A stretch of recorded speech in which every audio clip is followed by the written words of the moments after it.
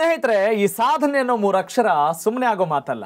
ಸಾಧನೆಯ ಹಾದಿ ಕಲ್ಲು ಮುಳ್ಳು ಏಳು ಬೀಳು ಇಷ್ಟ ಕಷ್ಟಗಳ ರಹದಾರಿ. ಈ ದಾರಿಯಲ್ಲಿ ಸಾಗಬೇಕು ಅಂದರೆ ನಿಮಗೆ ಗೊತ್ತಿರೋ ಹಾಗೆ ಬರೀ ಗಟ್ಟಿ ಕಾಲ್ಗಳಿದ್ರೆ ಸಾಕಾಗಲ್ಲ, ಗಟ್ಟಿ ಮನಸ್ಸು, ದೃಢವಾದ ಇಚ್ಛಾಶಕ್ತಿ ಇರಬೇಕಾಗತ್ತೆ. ಅಂತಹ ಸಾಧನೆಯ ಕನಸುಳ್ಳ ಕಣ್ಗಳಿಗೆ ಸ್ಫೂರ್ತಿಯ ಸೆಲೆ ಮತ್ತು ಬಲ, ಅದುವೇ ನಿಮ್ಮ TV5 ಅರ್ಪಿಸುವ ನಮ್ಮ ಬಾಹುಬಲಿ. ನಾನು ನಿಮ್ಮ ರಾಘವ ಸೂರ್ಯ.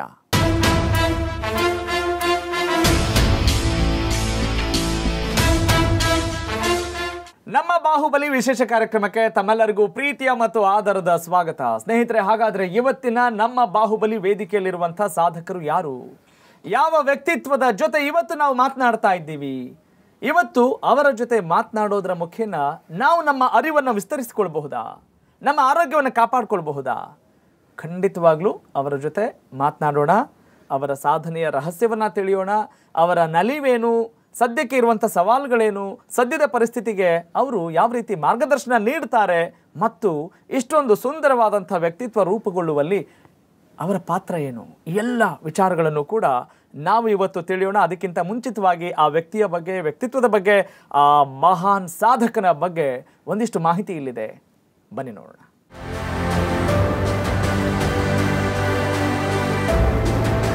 ಸರ್ವೇ ಭವಂತು ಸುಖಿನಃ, ಸರ್ವೇ ಸಂತು ನಿರಾಮಯಾಃ, ಸರ್ವೇ ಭದ್ರಾಣಿ ಪಶ್ಯಂತು, ಮಾ ಕಶ್ಚಿತ್ ದುಃಖ ಭಾಗ್ ಭವೇತ್. ಹೌದು, ಎಲ್ಲರಿಗೂ ಸುಖ ಭಾಗ್ಯ ಸಿಗಲಿ, ಎಲ್ಲರಿಗೂ ಒಳಿತಾಗಲಿ, ಎಲ್ಲರೂ ದುಃಖದಿಂದ ಮುಕ್ತರಾಗಲಿ, ಎಲ್ಲರೂ ರೋಗರಹಿತರಾಗಲಿ ಎನ್ನುವ ಈ ಸುಂದರ ಸಾಲುಗಳನ್ನೇ ಧ್ಯೇಯವಾಗಿರಿಸಿಕೊಂಡು ಅಧ್ಯಾತ್ಮ ಸಾಗರದಲ್ಲಿ ಈಜುತ್ತಾ ಸಮಾಜದ ಪ್ರತಿಯೊಬ್ಬರಲ್ಲೂ ಆರೋಗ್ಯದಿಂದ, ಆನಂದದಿಂದ ಜೀವನದ ಸಾರ್ಥಕತೆಯ ದಡ ಸೇರಿಸುವಲ್ಲಿ ಪ್ರಮುಖ ಪಾತ್ರ ವಹಿಸುತ್ತಿದ್ದಾರೆ ಈ ಅಧ್ಯಾತ್ಮ ಜೀವಿ. ಆ ವೈಬ್ಸ್ ಏನಿದೆ, ಅವ್ರು ಬಂದು ಹೋಗೋದು ಹೇಳೋ ರೀತಿಯಲ್ಲಿ, ಆಮೇಲೆ ಅವರು ಮಾರ್ಗದರ್ಶನ ಕೊಟ್ಟು ಶಕ್ತಿ ಕ್ರಿಯೆ ಮಾಡಿದ ಮೇಲೆ ನಮಗೆ ತುಂಬ ಅನುಕೂಲವಾಯಿತು. ಇನ್ಫ್ಯಾಕ್ಟ್ ಇವಾಗ ಕರೋನಾ ಪರಿಸ್ಥಿತಿಯಲ್ಲೂ ಕೂಡ ನಮಗೇನೋ ಆ ಥರದ್ದು ಭಯ ಇಲ್ಲ, ಆರಾಮವಾಗೇ ಇದ್ದೀವಿ. ಜಲನೀತಿದಾಗಲಿ ಪ್ರಯೋಗ ಆಗಲಿ ಅದನ್ನು ಕೂಡ ತುಂಬ ಚಾಕುಚಕ್ಕೆಯಿಂದ ನೀಟಾಗಿ ಮಾಡ್ತಾಯಿದ್ದೀವಿ. ನಾನು ಅವ್ರನ್ನ ನೋಡಿರೋ ಹಾಗೆ ಅವರು ಬಹಳ ತಮ್ಮ ಚಿಕ್ಕ ವಯಸ್ಸಿನಲ್ಲಿ ದೊಡ್ಡ ಸಾಧನೆಯನ್ನ ಆಧ್ಯಾತ್ಮಿಕವಾಗಿ ಮಾಡಿದ್ದಾರೆ ಅಂತ ಹೇಳಬಹುದು. ಅಷ್ಟೇ ಅಲ್ಲದೆ ಅವರು ತಮ್ಮ ಉಪಾಸನಾ ಫೌಂಡೇಶನ್ ಮುಖಾಂತರ ಜನರಿಗೆ ಅನುಕೂಲ ಆಗೋ ರೀತಿ ಸಾಕಷ್ಟು ಕಾರ್ಯಕ್ರಮಗಳನ್ನ, ಯೋಗ ಮತ್ತಿತರೆ ಕಾರ್ಯಕ್ರಮಗಳನ್ನ ಮಾಡ್ಕೊಂಡು ಬರ್ತಾ ಇದ್ದಾರೆ. ಶ್ರೀಯುತರು ತನ್ನ ಪ್ರೌಢಾವಸ್ಥೆಯಲ್ಲೇ ತನ್ನನ್ನು ಅರಿಯುವ ಉತ್ಕಟ ಸವಾಲನ್ನೊಡ್ಡಿಕೊಂಡು ಪ್ರಪಂಚ ಪರ್ಯಟನೆ ಮಾಡುತ್ತಾ ಹಿಮಾಲಯದಲ್ಲಿ ಕೆಲ ವರ್ಷಗಳ ಸಾಧನಾ ಅನುಭವ ಕಂಡುಕೊಂಡು ಯೋಗ, ಧ್ಯಾನ, ಪ್ರಾಣಾಯಾಮ, ಕುಂಡಲಿನಿ ಶಕ್ತಿ ಜಾಗೃತವಾಗುವಲ್ಲಿ ವಿಶೇಷ ಸಾಧನೆ ಮಾಡಿ ಮನುಕುಲದ ಒಳಿತಿಗೆ ದಿವ್ಯ ಮಾರ್ಗದರ್ಶನ ವೀಯುತ್ತಿರುವ ಮಹನೀಯರು. ಹೌದು, ತಾನು ಕಂಡಂಥ ಅನುಭವ ಸಮಾಜದ ಪ್ರತಿಯೊಬ್ಬರಿಗೂ ದೊರಕುವಂತಾಗಲಿ ಎನ್ನುವ ಸದುದ್ದೇಶದಿಂದ ಬೆಂಗಳೂರಿನಲ್ಲಿ ಉಪಾಸನಾ ಫೌಂಡೇಶನ್ ಸ್ಥಾಪಿಸಿ ಜನರಿಗೆ ಸರ್ವಾಂಗೀಣ ಅಭಿವೃದ್ಧಿಗೆ ಪೂರಕವಾಗಿ ಶ್ರಮಿಸುತ್ತಿರುವ ಯೋಗಿ ಸದ್ಗುರು ಶ್ರೀ ಖ್ಯಾತಿಯ ಚಂದನ್ ರಾಮ್ ರವರ ವಿಶೇಷ ಸಂದರ್ಶನ ಇಂದಿನ ನಮ್ಮ ಬಾಹುಬಲಿ ವೇದಿಕೆಯಲ್ಲಿ. ಎಸ್ ಸ್ನೇಹಿತರೆ, ಗಮನಿಸಿದ್ರಲ್ಲ ಎಂತಹ ಸಾಲುಗಳು. ಸರ್ವೇ ಭವಂತು ಸುಖಿನಃ, ಸರ್ವೇ ಸಂತು ನಿರಾಮಯ, ಸರ್ವೇ ಭದ್ರಾಣಿ ಪಶ್ಯಂತು, ಮಾ ಕಶ್ಚಿತ್ ದುಃಖ ಭಾಗ್ ಭವೇತ್. ಎಲ್ಲರೂ ಕೂಡ ಆರಾಮಾಗಿರೋಣ, ಎಲ್ಲರಿಗೂ ಕೂಡ ಸುಖ ಭಾಗ್ಯ ಸಿಗಲಿ, ಎಲ್ಲರೂ ಕೂಡ ರೋಗರಹಿತರಾಗೋಣ ಅನ್ನುವ ಆ ಸುಂದರ ಸಾಲುಗಳನ್ನು ಧ್ಯೇಯವಾಗಿರಿಸಿಕೊಂಡಂಥ ಮಹಾನ್ ವ್ಯಕ್ತಿತ್ವ. ನಾನೂ ಚೆನ್ನಾಗಿರಲಿ, ಮತ್ತೊಬ್ಬರು ಚೆನ್ನಾಗಿರಲಿ, ಅದಲ್ವೇ ಇದೇ ಸರ್ವೇ ಜನ ಸುಖಿನೋ ಭವಂತ ಅಂತ ಹೇಳೋದು. ಆದರೆ ನಾವೆಲ್ಲ ಹೇಳ್ತೀವಿ, ಕೇಳ್ತೀವಿ, ಆದರೆ ಅದನ್ನು ಅಕ್ಷರಶಃ ವೇದವಾಕ್ಯವಾಗಿರಿಸಿಕೊಂಡು ಅದನ್ನು ಸಾಧನೆ ಮಾಡೋದಿದೆಯಲ್ಲ, ಅದು ಖಂಡಿತವಾಗ್ಲೂ ಸುಲಭ ಅಲ್ಲ. ಹಾಗಾದರೆ ಅದರ ಹಿಂದಿರುವಂಥ ರಹಸ್ಯ ಏನು ಅನ್ನೋದನ್ನು ಶ್ರೀಗಳಿಂದ ತಿಳಿದುಕೊಳ್ಳೋಣ. ಹೌದು, ಅವರು ಬೇರಾರೂ ಅಲ್ಲ, ಈಗಾಗಲೇ ಮಂಡ್ಯದಿಂದ ಇಂಡಿಯಾದಾದ್ಯಂತ ಸಂಚರಿಸಿ ಎಲ್ಲ ತಮ್ಮ ಅರಿವನ್ನು ವಿಸ್ತರಿಸಿ ಮಾರ್ಗದರ್ಶಕರಾಗಿರುವಂಥ ಉಪಾಸನಾ ಫೌಂಡೇಶನ್ನ ಸಂಸ್ಥಾಪಕರು ಸದ್ಗುರು ಶ್ರೀ ಖ್ಯಾತಿಯ ಚಂದನ್ ರಾಮ್ ನಮ್ಮ ಇವತ್ತಿನ ಬಾಹುಬಲಿ ವೇದಿಕೆಯಲ್ಲಿ. ಶ್ರೀಗಳೇ ನಮಸ್ಕಾರ, ಕಾರ್ಯಕ್ರಮಕ್ಕೆ ತುಂಬ ಹೃದಯದ ಪ್ರೀತಿಪೂರ್ವಕ ಸ್ವಾಗತ. ನಮಸ್ಕಾರ, ನಿಮಗೂ ಕೂಡ. ಹೇಗಿದ್ದೀರಿ? ಅದ್ಭುತ, ಫಸ್ಟ್ ಕ್ಲಾಸ್. ಅದ್ಭುತ ಅದ್ಭುತ ಅಂತ ಕೇಳೋದಕ್ಕೇನೆ ಕರ್ಣಾನಂದವಾಗುತ್ತೆ. ಅಷ್ಟಾವಕ್ರ ಒಂದು ಮಾತು ಹೇಳ್ತಾನೆ, ಯಾಮತಿ ಸಾ ಗತಿರ್ಭವೇತ್ ಅಂತ. ಅಂದರೆ ಏನನ್ನು ನೀನು ಯೋಚನೆ ಮಾಡ್ತಿ ನೀನು ಅದ ಆಗ್ತಿ ಅಂತ. ಯದ್ಭಾವಂ ತದ್ಭವತಿ ಅನ್ಬೋದಾ? ಅಂತಲೂ ಹೇಳ್ಬೋದು. ಇದನ್ನು ಅವಧೂತ ಗೀತ ಇರ್ಬೋದು, ಅಷ್ಟವಕ್ರ ಗೀತ ಇರ್ಬೋದು, ಮತ್ತು ಕೃಷ್ಣ ಕೂಡ ಇರ್ಬೋದು. ನೀನು ಏನು ಯೋಚನೆ ಮಾಡ್ತೀವಿ ಅದೇ ಆಗ್ತಿ ಅಂತ ಬುದ್ಧ ಕೂಡ ಅದನ್ನು ಹೇಳ್ತಾನೆ. ಹಾಗಾಗಿ ನಾವು ಯಾವಾಗಲೂ ಚೆನ್ನಾಗಿದ್ದೀವಿ ಅಂತ ಹೇಳ್ತಾ ಇದ್ದರೆ ನೋಡೋರ್ಗೂ ಖುಷಿ ಆಗ್ತಿದೆ ಮತ್ತು ಅವ್ರಿಗೂ ಅನ್ನಿಸ್ತೆ ನಾನು ಚೆನ್ನಾಗಿರಬೇಕು ಅಂತ. ಹಾಗಾಗಿ ಯಾರೇ ತರಂಗಗಳು ವೈಬ್ರೇಷನ್ ಕನೆಕ್ಟ್ ಆಗ್ತಿದೆ. ಹಾಗಾಗಿ ಯಾರೇ ನಮ್ಮನ್ನು ಕೇಳಿದ್ರು ಫಸ್ಟ್ ಹೇಳೋದೇ ಅದ್ಭುತವಾಗಿದ್ದೀನಿ ಅಥವಾ ಫಸ್ಟ್ ಕ್ಲಾಸ್ ಆಗಿದ್ದೀನಿ ಅಂತಲೇ ಸಾಮಾನ್ಯ ಕೂಡ. ಹಾಂ. ಹಾಗೆ ಶ್ರೀಗಳೇ, ನೀವು ಇಂತಹ ಒಂದು ಚಿಕ್ಕ ವಯಸ್ಸಿನಲ್ಲೇ ಅದ್ಭುತವಾದದನ್ನು ಸಾಧಿಸಿದ್ದೀನಿ ಅನ್ನುವ ಭಾವನೆ, ಆ ಕಾಂತಿ, ಅದು ನಮಗೆ ನೋಡಿದಾಗ ಬಹಳ ಖುಷಿ ಆಗುತ್ತೆ, ಸಂತೋಷ ಆಗುತ್ತೆ. ಅದರ ಹಿಂದಿರುವ ರಹಸ್ಯ ಏನು ಅಂತ ತಿಳಿದುಕೊಳ್ಬೇಕು ಅನ್ನುವ ಹಂಬಲ ಕೂಡ ಉತ್ಕಟವಾಗುತ್ತೆ. ಏನು ಹೇಳ್ತೀರಿ? ಒಂದು ನಾವು ನಂಬಿರುವಂಥ ಗುರುಗಳ ಅನುಗ್ರಹ. ಗುರುಗಳ ಅನುಗ್ರಹ ಇಲ್ಲದೇ ಇದ್ದರೆ ನಾವು ಸಾಧನೆಯಲ್ಲಿ ಮುಂದುವರಿಯೋಕ್ಕಾಗಲ್ಲ. ಅದಕ್ಕೆ ಕೃಷ್ಣ ಕೂಡ ಹೇಳೋದು ಶ್ರದ್ಧಾವಾನ್ ಲಭತೆ ಜ್ಞಾನಂ. ಶ್ರದ್ಧೆ ಇಟ್ಕೋ, ನಿನ್ನ ಮೇಲೆ ನಿನಗೆ ನಂಬಿಕೆ ಇರಲಿ, ಶ್ರದ್ಧೆ ಇರಲಿ, ಮತ್ತು ನೀನು ಗುರು ಅಂತ ಯಾರು ಸ್ವೀಕರಿಸ್ತೆ ಅವ್ರ ಮೇಲೂ ಶ್ರದ್ಧೆ ಇರಲಿ, ಜ್ಞಾನ ಅನ್ನೋದು ನಿನಗೆ ಹರ್ಕೊಂಬರ್ತಿದೆ ಅಂತ. ಹಾಗಾಗಿ ನಮ್ಮ ಆತ್ಮಗುರು ಆದಂಥ ಶಂಕರರು ಇಲ್ಲಿವರೆಗೆ ಮಾರ್ಗದರ್ಶನ ಏನು ಕೊಟ್ಟರು, ಆ ಮೂಲಕ ಯೋಗದಲ್ಲಿ ನಾವೇನು ಸಾಧನೆ ಮಾಡಿದ್ವು, ಅಲ್ಪ ಸ್ವಲ್ಪ ಏನಾದರೂ ಅದು ಕಾಣಿಸ್ತಾ ಇದ್ದರೆ ಅವರುಗಳ ಕೃಪೆ, ನಿಮ್ಮಗಳ ಶರಣಾಗತಿ ಅಂತ ನಾನು ಭಾವಿಸ್ತೇನೆ. ಯಾಕಂತ ಹೇಳಿದ್ರೆ ಎಲ್ಲರ ಕೃಪೆ, ಭಗವಂತನ ಕೃಪೆ ಎಲ್ಲರ ಮೇಲೂ ಇರುತ್ತಂತೆ. ಆದರೆ ನಮ್ಮ ಶರಣಾಗತಿಯಲ್ಲಿ ಪರಿಪೂರ್ಣ ಪ್ರಮಾಣದಲ್ಲಿ ಇಲ್ಲದೆ ಹೋದರೆ ಆ ಕೃಪೆ ನಮ್ಗೆ ಲಭಿಸಲಿಕ್ಕೆ ಕಷ್ಟ ಅಂತ ಹೇಳ್ತಾರೆ ದೊಡ್ಡವರು. ಬಹಳ ಸಂತೋಷ ಆಗ್ತಾ ಇದೆ ನಿಮ್ಮ ಜೊತೆ ಮಾತನಾಡ್ತಾ ಇರೋದು. ಶ್ರೀಗಳೇ, ಈಗ ಸದ್ಯಕ್ಕೆ ಪರಿಸ್ಥಿತಿ ನೋಡಿದಾಗ ಬಹಳ ಚಿಂತಾಜನಕ ಅನ್ನುವ ವಾತಾವರಣ ಇದೆ. ಇಂಥದ್ರಲ್ಲಿ ನಿಮ್ಮ ಈ ದಿವ್ಯ ಮಾರ್ಗದರ್ಶನ, ನಿಮ್ಮ ಜ್ಞಾನ, ನಿಮ್ಮ ಯೋಗ, ಪ್ರಾಣಾಯಾಮ, ಕುಂಡಲಿನಿ ಶಕ್ತಿ ಸದ್ಯಕ್ಕೆ ಹೇಗೆ ನಮ್ಮ ಜನ ಉಪಯೋಗ ಮಾಡಿಕೊಳ್ಳಬಲ್ಲರು ಅಥವಾ ಉಪಯೋಗ ಮಾಡಿಕೊಳ್ಬೇಕಾಗತ್ತೆ? ಎಷ್ಟರ ಮಟ್ಟಿಗೆ ಅನಿವಾರ್ಯತೆ ಇದೆ ಅಂತ ಹೇಳ್ತೀರಿ ತಾವು? ನೋಡಿ, ಈ ಥರದ ಸಮಸ್ಯೆ ಇಷ್ಟು ದೊಡ್ಡ ಮಟ್ಟದಲ್ಲಿ ಉಲ್ಬಣ ಆಗಲಿಕ್ಕೆ ದೊಡ್ಡ ಕಾರಣ ನನ್ನ ಪ್ರಕಾರ ನಾವು ಭಾರತೀಯ ಪರಂಪರೆ ಏನಿದೆ ಆ ಪರಂಪರೆಯ ದಾರಿಯಲ್ಲಿ ಸರಿಯಾಗಿ ನಡೀಲಿಲ್ಲ. ಆ ಕಾರಣದಿಂದಾಗಿ ಇಂತಹ ಸನ್ನಿವೇಶಗಳು ದೊಡ್ಡ ಮಟ್ಟದಲ್ಲಿ ಉಲ್ಬಣ ಆಗ್ತಾ ಇರೋದು. ಭಾರತೀಯ ಪರಂಪರೆ, ಭಾರತೀಯ ನಮ್ಮ ಸಂಸ್ಕಾರ ಏನಿದೆ ಅದು ಯೋಗ ಮಾರ್ಗವೇ ಇರಬಹುದು ಅಥವಾ ಬೇರೆ ಬೇರೆ ಆಧ್ಯಾತ್ಮಿಕ ಮಾರ್ಗ ಇರ್ಬೋದು. ಆ ಮೂಲಕ ನಾವೇನಾದರೂ ನಡೆದಿದ್ದರೆ, ಸ್ವಲ್ಪನಾದರೂ ನಾವು ಅದೊಂದು ಜೀವನದಲ್ಲಿ ರೂಢಿಸ್ಕೊಂಡ್ರೆ ಇಂತಹ ದೊಡ್ಡ ದೊಡ್ಡ ಪ್ಯಾಂಡಮಿಕ್ ಸಂದರ್ಭ ಏನಿದೆ ಇಲ್ಲಿ ಉದ್ಭವ ಆಗೋ ಪ್ರಶ್ನೆನೇ ಇಲ್ಲ. ಏಕೆಂದರೆ ಸಹಸ್ರಾರು ವರ್ಷಗಳಿಂದ ಕುಂಭಮೇಳದಂಥ ಒಮ್ಮೆ ಒಂದು ಶಾಹಿ ಸ್ನಾನಕ್ಕೆ ಕೋಟ್ಯಾಂತರ ಜನ ಬಂದು ಸ್ನಾನ ಮಾಡ್ತಾರೆ. ಆದರೆ ಇದುವರೆಗೆ ಒಂದು ವೈರಸ್ ಉಂಟಾಗಲಿಲ್ಲ. ಭಾರತದಲ್ಲಿ ಇದುವರೆಗೆ ದೊಡ್ಡ ಪ್ರಮಾಣದಲ್ಲಿ ವೈರಸ್ಗಳು ಉಂಟಾಗಲಿಲ್ಲ. ಸಾವಿನ ಪ್ರಮಾಣ ಹೆಚ್ಚು ಮಾಡುವಂಥದ್ದು ಎಲ್ಲವೂ ಕೂಡ ಬೇರೆ ದೇಶದಿಂದ ಬಂತು. ಅಂದರೆ ಇಲ್ಲಿಯ ಜೀವನ ಕ್ರಮ ಏನಿದೆ ಪ್ರಕೃತಿಗೆ ಹತ್ತಿರವಾಗಿತ್ತು. ಆ ಹತ್ತಿರವಾಗಿದ್ದ ಕಾರಣದಿಂದಾಗಿ ನಮ್ಮ ದಿನಚರಿ ಇರ್ಬೋದು ಎಲ್ಲವೂ ಕೂಡ ಪ್ರಕೃತಿಗೆ ನಿಕಟವಾಗಿ ಹತ್ತಿರವಾಗಿದ್ದ ಕಾರಣಕ್ಕೆ ಇದುವರೆಗೆ ಈ ದೊಡ್ಡ ಪ್ರಮಾಣದ ಅನಾಹುತಗಳು ಉಂಟು ಮಾಡೋ ವೈರಸ್ ಈ ದೇಶದಲ್ಲಿ ಹುಟ್ಟಲಿಲ್ಲ. ಎಲ್ಲವೂ ಬೇರೆ ದೇಶದಿಂದ ಬಂದು ಇಲ್ಲಿ ಆಕ್ರಮಣ ಆಯ್ತೆ ಹೊರತು ಇಲ್ಲಿ ಯಾವುದು ಹುಟ್ಟಿ ಇಲ್ಲಿ ಸಾವುಗಳನ್ನು ಹೆಚ್ಚು ಮಾಡಲೇ ಇಲ್ಲ.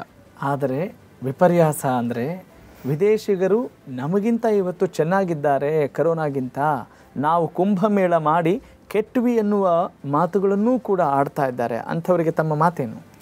ಅಲ್ಲ, ಕುಂಭಮೇಳ ನಡೆದದ್ದು ಭಾರತ ಉತ್ತರಾಖಂಡಲ್ಲಿ, ಹೌದು, ಮಹಾರಾಷ್ಟ್ರದಲ್ಲಿ ನಡೆದಿಲ್ಲ, ಕರೆಕ್ಟು, ಕರ್ನಾಟಕದಲ್ಲೂ ನಡೆದಿರಲಿಲ್ಲ. ಹಾಗಂತ ಸಮರ್ಥನೆ ಅಂತೇನಲ್ಲ, ಮಾಡದೇ ಇದ್ದರೂ ಅದು ಒಳ್ಳೆಯದೇ ಇತ್ತು. ಆದರೆ ಅಲ್ಲಿಂದನೇ ಇದು ಹೆಚ್ಚಾಗಿದೆ ಅನ್ನುವಂಥದ್ದು ತಪ್ಪು ಕಲ್ಪನೆ. ಯಾಕೆಂದರೆ ಅಲ್ಲಿ ಸೇರಿದವರಲ್ಲಿ ಬಹುಪಾಲು ಸನ್ಯಾಸಿಗಳು, ನಾಗಸಾಧುಗಳು. ಈ ವೈರಸ್ನಿಂದ ಎಷ್ಟು ಜನ ನಾಗಸಾಧುಗಳು ಅಥವಾ ಆ ರೀತಿಯ ಪರಂಪರೆ ಇದ್ದವರು ಸತ್ರು ಅಂತ ನೀವು ಹುಡುಕಿದ್ರೆ ಆಗ ಗೊತ್ತಾಗ್ತದೆ. ಯಾಕೆಂದರೆ ನಾಗಸಾಧುಗಳು ಎಲ್ಲರೂ ಕೂಡ ನನಗೆ ಗೊತ್ತಿರೋ ಹಾಗೆ ಅವರು ನಮ್ಮ ಸನಾತನ ಧರ್ಮದ ಸೈನಿಕರ ರೀತಿ ಇರುವಂಥವ್ರು. ಪ್ರತಿನಿತ್ಯ ಯೋಗ ಮತ್ತು ದೇಹ ದಂಡನೆಯನ್ನು ಪ್ರತಿನಿತ್ಯ ಮಾಡುವಂಥವ್ರು. ಅದು ಕತ್ತಿ ವರ್ಷ ಇರ್ಬೋದು, ದೊಣ್ಣೆ ವರ್ಷ ಇರ್ಬೋದು. ಯೋಗವನ್ನಂತೂ ಹಠಯೋಗವನ್ನಂತೂ ಪ್ರತಿಯೊಬ್ಬರು ಮಾಡ್ತಾರೆ. ಹಾಗಾಗಿ ಆ ನಾಗಸಾಧುಗಳಲ್ಲಿ ಈ ಕರೋನಾದಂಥ ವೈರಸ್ಸಿಂದ ಸತ್ರು ಅನ್ನೋದನ್ನು ನಾನು ಇದುವರೆಗೆ ಎಲ್ಲೂ ಕೇಳಿಲ್ಲ. ಆ ಥರ ಏನಾದರೂ ಇದ್ದರೆ. ಆದರೆ ಶ್ರೀಗಳೇ, ಎಲ್ಲರ ನಿಯಮಗಳು ಎಲ್ಲ ಸಾಧುಗಳಿಗೂ ಕೂಡ ಅನ್ವಯ ಆಗಬೇಕೋ ಬೇಡವೋ? ಸಾಮಾನ್ಯರಿಗೆ ಒಂದು ನಿಯಮ, ಇನ್ನು ಉಳಿದಂಥವ್ರಿಗೆ ಒಂದು ನಿಯಮ ಅಂತ ನಾವು ಮಾಡ್ತಾ ಹೋದರೆ ಎಲ್ಲಾದರೂ ತಪ್ಪಾಗುತ್ತಾ ಸಾರ್ವಜನಿಕವಾಗಿ ಅನ್ನೋದು ಒಂದು ಸಣ್ಣ ಒಂದು ಕಾಳಜಿ. ಖಂಡಿತ. ನಿಯಮ ನಮ್ಮ ಸಂವಿಧಾನ ಎಲ್ರಿಗೂ ಒಂದೇ, ತಾರತಮ್ಯ ಕೂಡುದು. ಅದಾಗಿಲ್ಲ ಕೂಡ. ಆದರೆ ಅಲ್ಲಿಯ ಸರ್ಕಾರವೇ ಅದಕ್ಕೆ ವ್ಯವಸ್ಥೆ ಮಾಡಿಕೊಟ್ಟದ್ರಿಂದಾಗಿ ಮತ್ತು ತುಂಬ ನನಗೆ ತಿಳಿದ ಮಟ್ಟಿಗೆ ಅಲ್ಲಿಗೆ ಹರಿದ್ವಾರಕ್ಕೆ ಯಾರು ಎಂಟ್ರಿ ಕೊಡ್ತಾರೆ ಅವರೆಲ್ರಿಗೂ ನೆಗೆಟಿವ್ ರಿಪೋರ್ಟ್ ಇದ್ದರೆ ಮಾತ್ರ ಬರಬೇಕು ಅನ್ನೋ ರೀತಿಯಲ್ಲೇ ಸ್ವೀಕಾರ ಮಾಡಿದ್ದಾರೆ ಅಂತ ನಾನು ಕೇಳಿದ್ದೀನಿ. ಶ್ರೀಗಳೇ, ಸದ್ಯಕ್ಕೆ ಈಗ ಎಲ್ಲ ಏನೋ ಆಗ್ಬಿಟ್ಟಿದೆ ಅನ್ನುವ ಒಂದು ಭಾವನೆ ವ್ಯಕ್ತವಾಗ್ತಾ ಇದೆ, ಸಾವಿನ ಸಂಖ್ಯೆ ಜಾಸ್ತಿ ಆಗ್ತಾ ಇದೆ. ಹಾಗಾದರೆ ನಾವೆಲ್ಲ ಭಾರತೀಯರಲ್ವೇನು? ನಮ್ಮ ಭಾರತೀಯ ಜೀವನ ಪದ್ಧತಿ ನಾವು ದೂರ ಮಾಡಿಬಿಟ್ಟಿದ್ದೇವೇನು? ಅದರ ಅಂಶ ಉಳಿದೇ ಇಲ್ವೇನು? ಹಾಗಾದರೆ ಒಂದು ವೇಳೆ ಭಾರತೀಯ ಜೀವನ ಪದ್ಧತಿ ಅಷ್ಟೊಂದು ತುಂಬ ಚೆನ್ನಾಗಿದ್ದರೆ ನಾವು ಯಾಕೆ ಬದುಕ್ತಾ ಇರಲಿಲ್ಲ ಅಂತ ಒಂದಿಷ್ಟು ಆರೋಪಗಳು, ಪ್ರಶ್ನೆಗಳು ಕೂಡ ಕೇಳಿ ಬರ್ತಾ ಇದ್ದಾವೆ. ಏನು ಹೇಳ್ತೀರಿ ತಾವು ಅದಕ್ಕೆ? ಈ ಮಹಾಭಾರತದಲ್ಲಿ ಏನು ಯುದ್ಧ ಆಯಿತು, ಕುರುಕ್ಷೇತ್ರ, ಆ ಯುದ್ಧ ಆದಾಗ ಎಲ್ಲರ ವಯಸ್ಸು ಆಲ್ಮೋಸ್ಟ್ 40 ದಾಟಿತ್ತು. ಕೃಷ್ಣನ ವಯಸ್ಸನ್ನೇ ಹೇಳ್ತಾರೆ 80 ಇತ್ತು ಅಂತ. ಅಂದರೆ ಇನ್ನು ಭೀಷ್ಮರ ವಯಸ್ಸು ಎಷ್ಟಿತ್ತು ಇದನ್ನೆಲ್ಲ ನೋಡಿದಾಗ ಊಹೆ ಮಾಡ್ಕೋಬೋದು ಅವರೆಲ್ಲ ಇವತ್ತು ನಾವು ಯಾವುದು ಬದುಕಲ್ಲ ಅಂತ ಅಂದ್ಕೊಳ್ತೀವಿ, ಆ ಟೈಮಲ್ಲಿ ಅವರು ಯುದ್ಧ ಮಾಡ್ತಾಯಿದ್ರು. ಅದು 18 ದಿನಗಳ ಕಾಲ ಯುದ್ಧ ಮಾಡಿದರು. ಅವರ ದೈಹಿಕ ಸಾಮರ್ಥ್ಯ ಎಷ್ಟಿತ್ತು ಅಂತ. ಆದರೆ ಇವತ್ತು ಅಲ್ಲಿಂದ ಇಲ್ಲಿವರೆಗೆ 5,000 ವರ್ಷಗಳ ಹಿಂದೆ ಆ ಯುದ್ಧ ಆಯಿತು. ಆದರೆ ಇವತ್ತಿಗೆ ಬಂದರೆ ನಾವು ಒಂದು ದಿನ ಒಂದು ಮೊಬೈಲ್ನ ಹಿಡ್ಕೊಂಡಿದ್ರೆ ನಮಗೆ ಇನ್ನೇನೋ ಪೇಯ್ನ್ ಶುರು ಆಗ್ತದೆ. ಇನ್ನು 18 ದಿನಗಳ ಕಾಲ ಅವರು ಯುದ್ಧ ಮಾಡಿದ್ರು ಅಂದರೆ ಅವ್ರ ಶಾರೀರಿಕ ಕ್ಷಮತೆ ಏನಿತ್ತಲ್ಲ ಅದು ಭಾಳ ದೊಡ್ಡದಿತ್ತು. ಆದರೆ ಇವತ್ತು ಆ ಕ್ಷಮತೆ ಇಲ್ಲ.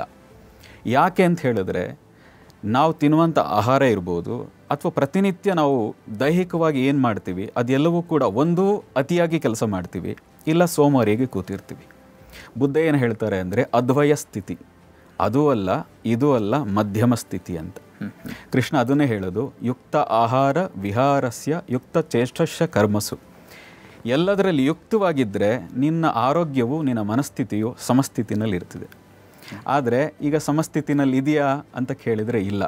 ಅತಿಯಾಗಿ ಕೆಲಸದಲ್ಲಿ ತೊಡಗ್ತಾರೆ, ಊಟದ ಕಡೆನೂ ಗಮನ ಇಲ್ಲ ಊಟದ ಕಡೆ ಗಮನ ಕೊಟ್ಟರೆ ಈ ಭೂಮಿಗೆ ಹೊಂದುವಂಥ, ಈ ವಾತಾವರಣಕ್ಕೆ ಹೊಂದುವಂಥ ಆಹಾರವನ್ನು ಸ್ವೀಕಾರ ಮಾಡಲ್ಲ. ಎಲ್ಲಿಯೋ ದೇಶದ್ದು ಯಾವುದೋ ವಾತಾವರಣಕ್ಕೆ ಸಂಬಂಧಪಟ್ಟ ಆಹಾರವನ್ನು ಇಲ್ಲಿ ಸ್ವೀಕರಿಸ್ತಾರೆ. ಇಷ್ಟೊಂದು ಸಂತರ ನಾಡು, ನಮ್ಮ ಮಣ್ಣಿಗೆ ಅಂತಹ ಗುಣ ಇದೆ. ನಮ್ಮ ಜೀವನ ಪದ್ಧತಿಯೇ ನಮ್ಮ ಎಲ್ಲ ರೋಗಗಳಿಗೆ ರಾಮಬಾಣ ಅಂತ ಇರುವಾಗ ಯಾಕೆ ತಪ್ಪು ಹೋಗ್ತಾ ಇದೆ? ಯಾಕೆಂದರೆ ಇವತ್ತಿನ ಫಾಸ್ಟ್ ಲೈಫ್, ವೇಗದ ಬದುಕಿನಲ್ಲಿ ಬದುಕ್ತಾ ಇದ್ದೀವಿ. ಎಲ್ರಿಗೂ ಹಣ ಮಾಡಬೇಕು ಅನ್ನೋದು ಬಿಟ್ಟರೆ ಬೇರೆ ಇನ್ಯಾವುದೇ ರೀತಿಯ ಕಲ್ಪನೆಗಳಾಗಲಿ ಆಸೆಗಳಾಗಲಿ ಇಲ್ಲವೇ ಇಲ್ಲ. ದೇಹ ಅನ್ನುವಂಥ ಒಂದು ಅದ್ಭುತ ಸಾಧನ. ಕಾಳಿದಾಸ ಹೇಳೋದು ಶರೀರ ಮಾಧ್ಯಮ ಖಲು ಧರ್ಮ ಸಾಧನಂ ಅಂತ. ಶರೀರ ಒಂದು ಮಾಧ್ಯಮವಾಗಿ ಇಟ್ಕೊಂಡ್ರೆ ಯಾವ ಧರ್ಮವನ್ನು ಅಂದರೆ ನಮ್ಮ ನಿತ್ಯ ಜೀವನದ, ಅದು ಪತಿ ಧರ್ಮ ಇರ್ಬೋದು, ಪತ್ನಿ ಧರ್ಮ ಇರ್ಬೋದು, ಪುತ್ರ ಧರ್ಮ ಇರ್ಬೋದು, ಅಥವಾ ಯಾವುದೇ ಸಾಧನೆಗೆ ಸಂಬಂಧಪಟ್ಟದ್ದು, ನಮ್ಮ ವ್ಯಾವಹಾರಿಕ ಜೀವನ ಪಾರಮಾರ್ಥಿಕ ಎರಡಲ್ಲೂ ಕೂಡ ಸಾಧನೆಗೆ ಈ ಶರೀರವೇ ಮಾಧ್ಯಮ. ಆದರೆ ಈ ಶರೀರವನ್ನೇ ಈಗ ನಿರ್ಲಕ್ಷ್ಯ ಮಾಡಿಬಿಟ್ಟಿದ್ದೀವಿ. ಇಲ್ಲ ಶರೀರವನ್ನು ತೋರಿಕೆಗಾಗಿ ಜಿಮ್ ಮಾಡ್ತೀವಿ, ಇಲ್ಲ ಶೋಕಿಗಾಗಿ ಒಂದಷ್ಟು ಮೇಕಪ್ಗಳನ್ನು ಮಾಡ್ತೀವಿ. ಅದನ್ನು ಬಿಟ್ಟರೆ ಶರೀರವನ್ನು ದೃಢವಾಗಿ ಒಳಗಡೆಯಿಂದ ದೃಢವಾಗಿ ಇಟ್ಕೊಳ್ಳಿಕ್ಕೆ ಜಿಮ್ ಮಾಡೋದು ಒಳಗಡೆಯಿಂದ ದೃಢವಾಗಿರ್ಲಿಕ್ಕೆ ಸಾಧ್ಯ ಇಲ್ಲ ಅಂತನ. ಮನಸ್ಸು ಕಂಟ್ರೋಲ್ ಇರಲ್ಲ. ನಾ ಹೇಳೋದು ಜಿಮ್ ಮಾಡಿ, ಏರೋಬಿಕ್ಸ್ನು ಮಾಡಿ, ಆದರೆ ನಿಮ್ಮ ಮನಸ್ಸನ್ನು ಕಂಟ್ರೋಲ್ ಇಟ್ಕೊಳ್ಳಿಕ್ಕೆ ಪ್ರಾಣಾಯಾಮನಾದರೂ ಅಟ್ಲೀಸ್ಟ್ ಅದ್ರ ಜೊತೆಗೆ ಜೋಡಿಸ್ಕೊಳ್ಳಿ. ಪ್ರಾಣಾಯಾಮ ನಿಮ್ಮ ಮನಸ್ಸನ್ನು ಪರಿಪೂರ್ಣವಾಗಿ ನಿಮ್ಮ ಕಂಟ್ರೋಲ್ ಇಡಲಿಕ್ಕೆ ಸಹಾಯ ಮಾಡುವಂಥದ್ದು. ಯಾಕೆಂದರೆ ನಿಮ್ಮ ಉಸಿರಿಗೂ ನಿಮ್ಮ ಮನಸ್ಸಿಗೂ ನೇರ ಕನೆಕ್ಟ್ ಇದೆ. ಯಾವಾಗ ಮನಸ್ಸು ವ್ಯತ್ಯಾಸ ಆಗ್ತದೆ, ಉಸಿರಾಟದಲ್ಲಿ ವ್ಯತ್ಯಾಸ ಆಗ್ತದೆ. ಬಹಳ ಸ್ವಾರಸ್ಯಕರ ಸಂಗತಿ ಇದು. ನಮ್ಮ ಉಸಿರಿನಲ್ಲಿ ಏರುಪೇರು ಆದಾಗ ಚಂಚಲವೂ ಆಗ್ತದೆ. ಅದಕ್ಕೆ ಚಲಯವಾತೆ ಚಂಚಲಂ ಚಿತ್ತಂ ಅಂತ ಹೇಳ್ತೀವಿ ನಾವು. ಮನಸ್ಸು ಉಸಿರಾಟ ಚಂಚಲ ಆದಾಗ ಮನಸ್ಸು ಚಂಚಲ ಆಗಿರ್ತದೆ, ಅಥವಾ ಮನಸ್ಸು ಚಂಚಲ ಆಗಿದ್ದಾಗ ಸಾಂಕೇತಿಕವಾಗಿ ಉಸಿರು ಚಂಚಲ ಆಗಿರುತ್ತೆ. ವಿಶ್ವಾಸ ಆ ಶ್ವಾಸನ ಸರಿಯಾದ ರೀತಿ ಲಯಬದ್ಧಗೊಳಿಸಿದ್ರೆ ನಮ್ಮ ಜೀವನದ ಎಷ್ಟೋ ಸಂಗತಿಗಳನ್ನು ನಮ್ಮ ಕಂಟ್ರೋಲ್ ತೊಗೋಬೋದು. ಏನು ವಿಲ್ ಪವರ್ ಅಂತ ಹೇಳ್ತೀವಿ, ಇದು ಸಾಧ್ಯ ಇದು ಅಸಾಧ್ಯ ಅಂತ ನಾವು ಏನು ಕೂರ್ತೀವಿ, ಎಲ್ಲವನ್ನು ಸಾಧ್ಯವಾಗಿಸುವ ಶಕ್ತಿ ಮನಸ್ಸಿಗಿದೆ. ಆ ಮನಸ್ಸನ್ನು ನೇರ ಕಂಟ್ರೋಲ್ ಮಾಡೋಕ್ಕೆ ಹೋಗಬಾರ್ದು. ಶ್ವಾಸದ ಮೂಲಕ, ಪ್ರಾಣಾಯಾಮದ ಮೂಲಕ ನೀವು ಮನಸ್ಸನ್ನು ಕಂಟ್ರೋಲ್ ಮಾಡಿದರೆ ಜಗತ್ತಿನಲ್ಲಿ ಏನನ್ನು ಬೇಕಾದರೂ ನೀವು ಸಾಧಿಸಬಲ್ರಿ. ಇನ್ನು ಈ ಕರೋನಾ ಯಾವ ಸಂಗತಿ? ಹಾಗಾಗಿ ಪ್ರಾಣಾಯಾಮವನ್ನು ಪ್ರತಿನಿತ್ಯ ಕನಿಷ್ಠ ಒಂದು 15ರಿಂದ 20 ನಿಮಿಷ ಪ್ರತಿನಿತ್ಯ ಅಭ್ಯಾಸ ಮಾಡಿ ಏನನ್ನು ಬೇಕಾದ್ರೂ ಸಾಧಿಸ್ಬೋದು, ಯಾವ ರೋಗವನ್ನು ಜಯಿಸ್ಬೋದು. ಈ ಕರೋನಾಗೆ ಸಂಬಂಧಪಟ್ಟಾಗ ಹೇಳೋದಿದ್ದರೆ ಷಟ್ಕ್ರಿಯೆ, ಹಠಯೋಗದಲ್ಲಿ ಷಟ್ಕ್ರಿಯೆ ಅಂತ ಇದೆ. ಅದರಲ್ಲಿ 2 ಬಹಳ ಪ್ರಮುಖವಾಗಿ ನೇತಿ ಮತ್ತು ಕಪಾಲಭಾತಿ. ಈ 2 ಕ್ರಿಯೆಯನ್ನು ಸದ್ಯಕ್ಕೆ ಜೋಡಿಸ್ಕೊಂಡ್ರೆ ಆರಾಮವಾಗಿ ಇದರಿಂದ ಹೊರಗೆ ಬರ್ಬೋದು. ಯಾರು ಇದಕ್ಕೆ ಒಳಗಾಗಿದ್ದಾರೆ ಅಥವಾ ಒಳಗಾಗಿಲ್ಲ, ಇಬ್ಬರೂ ಕೂಡ ಈ ನೇತಿ ಮತ್ತು ಕಪಾಲಭಾತಿ ಎರಡನ್ನೂ ಮಾಡ್ತಾ ಬಂದರೆ, ಪ್ರತಿನಿತ್ಯ ಮಾಡ್ತಾ ಬಂದರೆ ಈ ವೈರಸ್ನಿಂದ ದೂರ ಆಗ್ಬೋದು. ಕೇವಲ ವೈರಸ್ಸಿಂದ ದೂರ ಆಗೋದಲ್ಲ, ಅದು ಆಂಗ್ಸೈಟಿ ಇರ್ಬೋದು, ಡಿಪ್ರೆಷನ್ ಇರ್ಬೋದು, ಮಾನಸಿಕವಾದ ಯಾವುದೇ ರೀತಿಯ ಒತ್ತಡಗಳಿರ್ಬೋದು, ತುಮುಲಗಳಿರ್ಬೋದು, ಗೊಂದಲಗಳಿರ್ಬೋದು, ಅದರಿಂದ ಹೊರಗೆ ಬಂದು ನಿಮ್ಮ ಜೀವನವನ್ನು ಮತ್ತೆ ರೂಪಿಸ್ಕೊಳ್ಳುವ ಶಕ್ತಿ ನಿಮಗೆ ಗೊತ್ತಾಗ್ತದೆ, ನಿಮಗೆ ಬರ್ತದೆ. ಅಂದರೆ ನಾವೇ ಏಕಾಏಕಿ ಯಾರ ಸಹಕಾರ ಇಲ್ಲದೆ ಅದನ್ನು ಪ್ರಯತ್ನ ಪಡಬಾರ್ದು ಅನ್ನೋದನ್ನು ಕೂಡ ಸ್ವಲ್ಪ ಪ್ರಾರಂಭದಲ್ಲಿ 1 ದಿನನಾದರೂ ಅದು ಬಹಳ ಸುಲಭವಾದ ಕ್ರಿಯೆಗಳು. 1 ದಿನ ಒಬ್ಬ ಯೋಗ್ಯ ಗುರುವಿನ ಹತ್ರ ಅದನ್ನು ಮಾರ್ಗದರ್ಶನ ಪಡೆದ್ರೆ ಇನ್ನು ಉಳಿದ ದಿನ ನೀವೇ ಮಾಡ್ತಾ ಹೋಗ್ಬೋದು. ಸುಮಾರು 7-8 ನಿಮಿಷದಲ್ಲಿ ಮುಗಿದು ಹೋಗುವಂಥ ಕ್ರಿಯೆ. ಇನ್ನು ಅಭ್ಯಾಸ ಆದರೆ 5 ನಿಮಿಷದಲ್ಲೇ ಮುಗಿದು ಹೋಗುವಂಥ ಕ್ರಿಯೆ. ಮೂಗಿಗೆ ಇನ್ನೇನೇನೋ ಹಾಕುವ ಅವಶ್ಯಕತೆ ಇಲ್ಲ. ಇತ್ತೀಚೆಗೆ ಬಹಳ ಒಂದು ವಿಚಾರವನ್ನು ನಾವು ಗಮನಿಸಲೇಬೇಕು. ನಿಂಬೆಹಣ್ಣನ್ನು ಮೂಗಿಗೆ ಹಾಕಿಕೊಂಡ್ರೆ ಕರೋನಾ ಸೋಂಕಿನಿಂದ ನಾವು ಮುಕ್ತರಾಗಬಹುದು ಅಂತ ಒಂದು ವಿಚಾರ ಹರಿದಾಡ್ತಾ ಇತ್ತು. ಅದಕ್ಕೆ ತಮ್ಮ ನೋಡಿ, ಮೂಗಿಗೆ ಏನೇ ಹಾಕಿದ್ರು ಗಂಟ್ಲವರೆಗೆ ಬರ್ತಿದೆ. ಶ್ವಾಸಕೋಶಕ್ಕಾಗಲಿ ಮತ್ತೆಲ್ಗೂ ಹೋಗಲ್ಲ, ಗಂಟ್ಲಿಗೆ ಬರ್ತಿದೆ ಮತ್ತು ಹೊಟ್ಟೆಗೆ ಹೋಗೋದು. ಅದು ಜಲನೇತಿ ಕೂಡ ಹಾಗೆ, ಜಲನೇತಿ ಕೂಡ ಅಷ್ಟೇ. ಆದರೆ ಈ ಜಲನೇತಿಲಿ ನಾವೇನು ಮಾಡ್ತೀವಿ, ಬಾಯಿಗೆ ಬರೋದೇ ಇಲ್ಲ. ಅದು ಗಂಟ್ಲವರೆಗೆ ಬರ್ತದೆ, ಆದರೆ ಇನ್ನೊಂದು ಮೂಗಿನಿಂದ ಅದು ಹೊರಗೆ ಬರಬೇಕು. ಬಲ ಮೂಗಿನಲ್ಲಿ ಹಾಕಿದರೆ ಎಡ ಮೂಗಿನಲ್ಲಿ ಬರಬೇಕು 1 ಪಾಟ್ ಅಷ್ಟು ನೀರನ್ನು, ಇನ್ನೊಂದು ಸರಿ ಎಡ ಮೂಗಿನಲ್ಲಿ ಹಾಕಿದರೆ ಬಲ ಮೂಗಿನಲ್ಲಿ ಬರಬೇಕು. ಹಾಗಾಗಿ ಇಲ್ಲೇ ಖಾಲಿ ಆಗಿಬಿಡುತ್ತೆ ಅದು ನೀರು. ಇನ್ನು ಗಂಟ್ಲಿಗಾಗಲಿ ಮತ್ತು ಹೊಟ್ಟೆಗೂ ಕೂಡ ಅದು ಹೋಗೋ ಪ್ರಶ್ನೆನೇ ಇಲ್ಲ. ಮತ್ತು ಕಪಾಲಭಾತಿ ಕ್ರಿಯೆ ಮೂಲಕ, ಹಾಗಾಗಿ ಅದನ್ನು ಯಾರು ಪ್ರಯತ್ನ ಪಡಬಾರ್ದು, ಪ್ರಯೋಗ ಮಾಡಬಾರ್ದು ಅನ್ನೋ ತಮ್ಮ ವಿನಂತಿನ. ನಿಂಬೆಹಣ್ಣಿಂದ ಹೌದು, ನನಗೆ ಅದ್ರ ಬಗ್ಗೆ ತುಂಬ ಆಳವಾದ ನಿಂಬೆಹಣ್ಣಿನ ಅರಿವಿಲ್ಲ. ಆದರೆ ನನ್ನ ಸಲಹೆ, ನಿಂಬೆಹಣ್ಣು ಬೇರೆ ಬೇರೆ ರಸಗಳನ್ನು ಹಾಕೋದಕ್ಕಿಂತ ಜಲನೇತಿ ಮಾಡಿ. ಹೇಗೆ ಡಾಕ್ಟ್ರುಗಳು ಎಲ್ಲರೂ ಸಜೆಸ್ಟ್ ಮಾಡುವಂಥದ್ದು, ಉಪ್ಪನ್ನು ನೀರು ಹಾಕಿ ಗಾರ್ಗಿಲ್ ಮಾಡಿ ಅಂತ ಎಲ್ಲರೂ ಡಾಕ್ಟ್ರುಗಳು ಹೇಳ್ತಾರೆ. ಪ್ರತಿನಿತ್ಯ ಎಷ್ಟು ಸಾಧ್ಯ ಅಷ್ಟು ಸಮಯ ನೀವು ಗಾರ್ಗಿಲ್ ಮಾಡಿ ಅಂತ ಹೇಳ್ತಾರೆ. ನಾವು ಜಲನೇತಿಲಿ ಮಾಡೋದು ಕೂಡ ಉಗುರು ಬೆಚ್ಚಗಿರೋ ನೀರಿಗೆ ಸ್ವಲ್ಪ ಪ್ರಮಾಣದ ಉಪ್ಪು ಹಾಕಿ ಆ ಉಪ್ಪನ್ನು ಮೂಗಿನ ಮೂಲಕ ಮಾಡ್ತೀವಿ. ಈಗೆಲ್ಲ ಹಿಂದೆ ಎಲ್ಲ ಭಾಳ ಹಿಂದಿನ ಕಾಲಗಳಲ್ಲಿ ಅಂಗೈನಲ್ಲಿ ನೀರು ಹಾಕಿ ಅದನ್ನು ಎಳಿತಾ ಇದ್ರು ಮೂಗಿನಲ್ಲಿ. ಆದರೆ ಈಗ ಅದಕ್ಕೋಸ್ಕರನೇ ಜಲನೇತಿದು ಪಾಟ್ ಅಂತಲೇ ಬರ್ತಿದೆ. ಎಲ್ಲ ಕ್ರೀಡಾ ಶಾಪ್ಗಳಲ್ಲೂ ಆ ಪಾಟ್ ಸಿಗ್ತಿದೆ. ಅದಕ್ಕೆ ತಕ್ಕಂತೆ ಡಿಸೈನ್ ಮಾಡಿದ್ದಾರೆ. ನೀವು ಪ್ರತಿನಿತ್ಯ ಬೆಳಗ್ಗೆ 1 ಸರಿ, ಸಂಜೆ 1 ಸರಿ. ಈ ಕೊರೋನಾಗೋಸ್ಕರ ಮಾತ್ರ ಅಲ್ಲ, ಇವತ್ತು ಬೆಂಗಳೂರು ಎಷ್ಟು ಆರೋಗ್ಯಕ್ಕೋಸ್ಕರ, ಎಲ್ಲ ರೀತಿಯ ಆರೋಗ್ಯಕ್ಕೂ ಕೂಡ ಅದು ಸಹಾಯ ಆಗ್ತಿದೆ. ಪ್ರಕೃತಿ ಈ ದೇಹವನ್ನು ಸುಂದರವಾಗಿ ನಿರ್ಮಾಣ ಮಾಡಿಕೊಟ್ಟಿದೆ. ಆ ಪ್ರಾಕೃತಿಕ ಸಹಜವಾದ ಕೆಲವು ಕ್ರಿಯೆಗಳಿಂದನೇ ದೇಹನ ರಕ್ಷಣೆ ಮಾಡಬೇಕು. ನಮ್ಮ ಆರೋಗ್ಯ ಹೆಚ್ಚಾಗಬೇಕಾದ್ರೆ ಔಷಧಿ ತಗೊಳ್ಳೋದ್ರಿಂದ ಆರೋಗ್ಯ ಹೆಚ್ಚಾಗಲ್ಲ. ಔಷಧಿ ತಗೊಳ್ಳೋದ್ರಿಂದ ನಮ್ಮಲ್ಲಿರೋ ರೋಗ ಹೋಗ್ತದೆ, ಆರೋಗ್ಯ ಹೆಚ್ಚಾಗಲ್ಲ. ನಮ್ಮ ಪ್ರತಿನಿತ್ಯ ಸಾವಿರಾರು ಸೆಲ್ಸ್ಗಳು ಸಾಯ್ತಾ ಇದೆ. ಪ್ರತಿಯೊಬ್ಬ ಮನುಷ್ಯನಲ್ಲಿ ಅದು 100 ಕೂದಲು ಉದುರುತ್ತಾ ಇದೆ, ಸಾವಿರಾರು ಸೆಲ್ಸ್ಗಳು ಸಾಯ್ತಾ ಇದೆ. ಪ್ರತಿನಿತ್ಯ ಅಷ್ಟೇ ಪ್ರಮಾಣದಲ್ಲಿ ಹುಟ್ಟುತ್ತಾ ಇದೆ. ಯಾವಾಗ ನಿಮ್ಮ ತಿನ್ನುವ ಆಹಾರ, ನಿಮ್ಮ ವಿಹಾರ, ಈ ಪ್ರಕೃತಿಗೆ ಹತ್ತಿರವಾದ ಕ್ರಿಯೆಗಳು ನಿಮ್ಮಲ್ಲಿಲ್ಲ, ಸಾಯೋ ಪ್ರಮಾಣ ಅಷ್ಟೇ ಇರ್ತದೆ, ಹುಟ್ಟೋ ಪ್ರಮಾಣ ಕಡಿಮೆ ಆಗ್ತದೆ. ಆಗ ನಿಮಗೆ ರೋಗ ನಿರೋಧಕ ಶಕ್ತಿನೂ ಕಡಿಮೆ ಆಗ್ತದೆ, ವೃದ್ಧಾಪ್ಯ ಬೇಗ ನಿಮ್ಮನ್ನು ಆವರಿಸ್ಕೊಳ್ತದೆ. ನಿಜ ಶ್ರೀಗಳೇ, ಯಾವುದೇ ಒಂದು ವಿಚಾರದಲ್ಲಿ ನಾವು ಅದನ್ನು ವೇದ್ಯ ಮಾಡ್ಕೊಳ್ಬೇಕು ಅಂತ ಹೇಳಿದಾಗ ಅದಕ್ಕೆ ಅದರದೇ ಆದಂಥ ಒಂದು ಸಾಧನೆ ಬೇಕಾಗತ್ತೆ. ಆದರೆ ಇಲ್ಲಿವರೆಗೂ ನಾವು ಯಾವ ರೀತಿಯಾದಂಥ ಪ್ರಯತ್ನ ಪಟ್ಟಿಲ್ಲ, ನಮ್ಮ ಆರೋಗ್ಯದ ಕಡೆ ನಾವು ಗಮನ ಹಾಕಿಲ್ಲ. ಈಗ ನಾವು ರೋಗದಿಂದ ನರಳುತ್ತಾ ಇದ್ದೀವಿ. ಈಗ ತಕ್ಷಣಕ್ಕೆ ನಾವು ಏನು ಮಾಡಬೇಕು, ಅಥವಾ ಕರೋನಾದಿಂದ ನಾವು ನರಳುತ್ತಾ ಇದ್ದೀವಿ, ಏನು ಮಾಡಬೇಕು ಅಂತ ಕೇಳಿದರೆ ತಮ್ಮ ಆ ಕ್ಷಣದ ಉತ್ತರ ಏನು? ನೋಡಿ, ಹಿಂದೆ ಹಳ್ಳಿಗಳಲ್ಲಿ ಪ್ರತಿ ಹಿತ್ತಲಿನಲ್ಲಿ 2 ಗಿಡ ಕಡ್ಡಾಯವಾಗಿರ್ತಿತ್ತು. ಒಂದು ತುಳಸಿ, ಇನ್ನೊಂದು ಅಮೃತ ಬಳ್ಳಿ. ಹೌದು, ಎಂಥದ್ದೇ ಜ್ವರ ಬರಲಿ, ಖಾಲಿ ಹೊಟ್ಟೆನಲ್ಲಿ ಅಮೃತ ಬಳ್ಳಿದು ರಸ ಅದರ ಜೊತೆಗೆ ಜೇನುತುಪ್ಪ ಸೇರಿಸಿ ಪ್ರತಿನಿತ್ಯ ಸೇವಿಸಿಬಿಟ್ರೆ ಎಂಥ ಸಮಸ್ಯೆಗಳಿದ್ರು, ಎಂಥ ಕಾಯಿಲೆಗಳಿದ್ರು, ಎಂಥ ವೈರಸ್ ಅಟ್ಯಾಕ್ ಆಗಿದ್ರು ಕಂಟ್ರೋಲ್ ಮಾಡೋ ಶಕ್ತಿ ಅಮೃತ ಬಳ್ಳಿ ರಸಕ್ಕಿತ್ತು. ಇಲ್ಲ ತುಳಸಿ, ಅಟ್ಲೀಸ್ಟ್ ತುಳಸಿ ರಸನಾದರೂ ತಗೋಬೇಕು.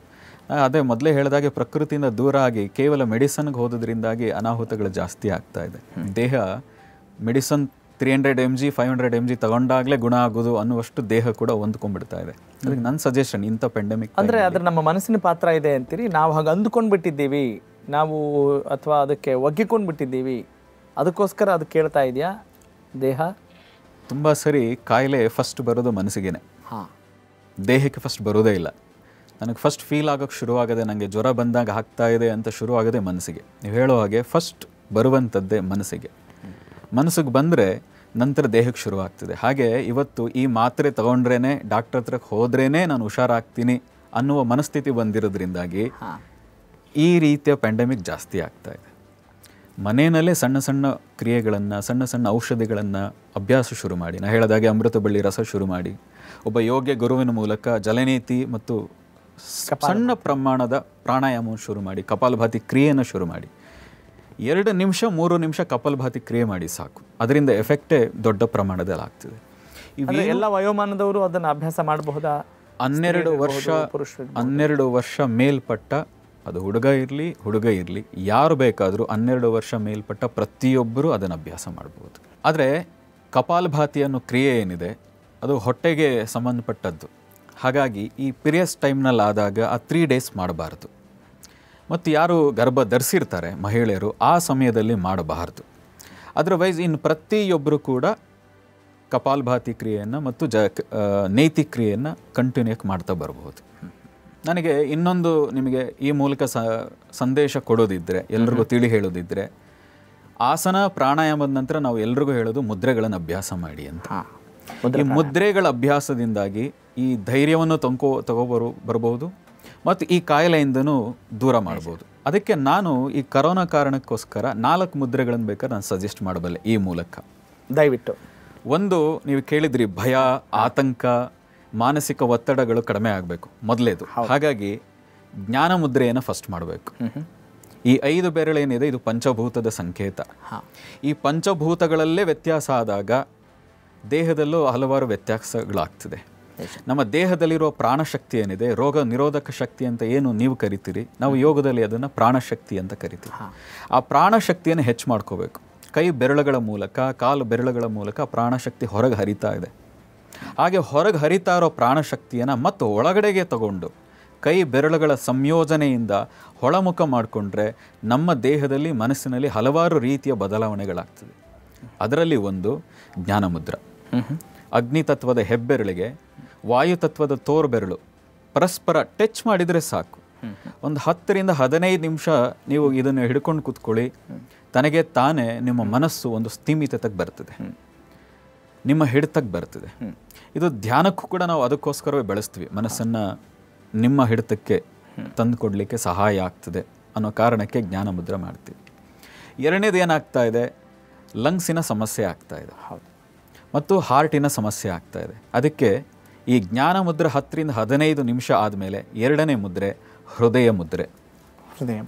ಈ ವಾಯುತತ್ವದ ಏನು ತೋರ್ಬೆರಳಿದೆ ಅದನ್ನು ಬಿಡಕ್ಕೆ, ಹೆಬ್ಬೆರಳಿನ ಬಿಡಕ್ಕೆ ತಾಗಿಸಿ ಅದರ ಮೇಲೆ ಮಲಗಿಸಿ, ತೋರ್ಬೆರಳು, ಮಧ್ಯದ ಬೆರಳು ಮತ್ತು ಉಂಗುರ ಬೆರಳನ್ನು ಹೆಬ್ಬೆರಳಿನಿಗೆ ಟಚ್ ಮಾಡಿ.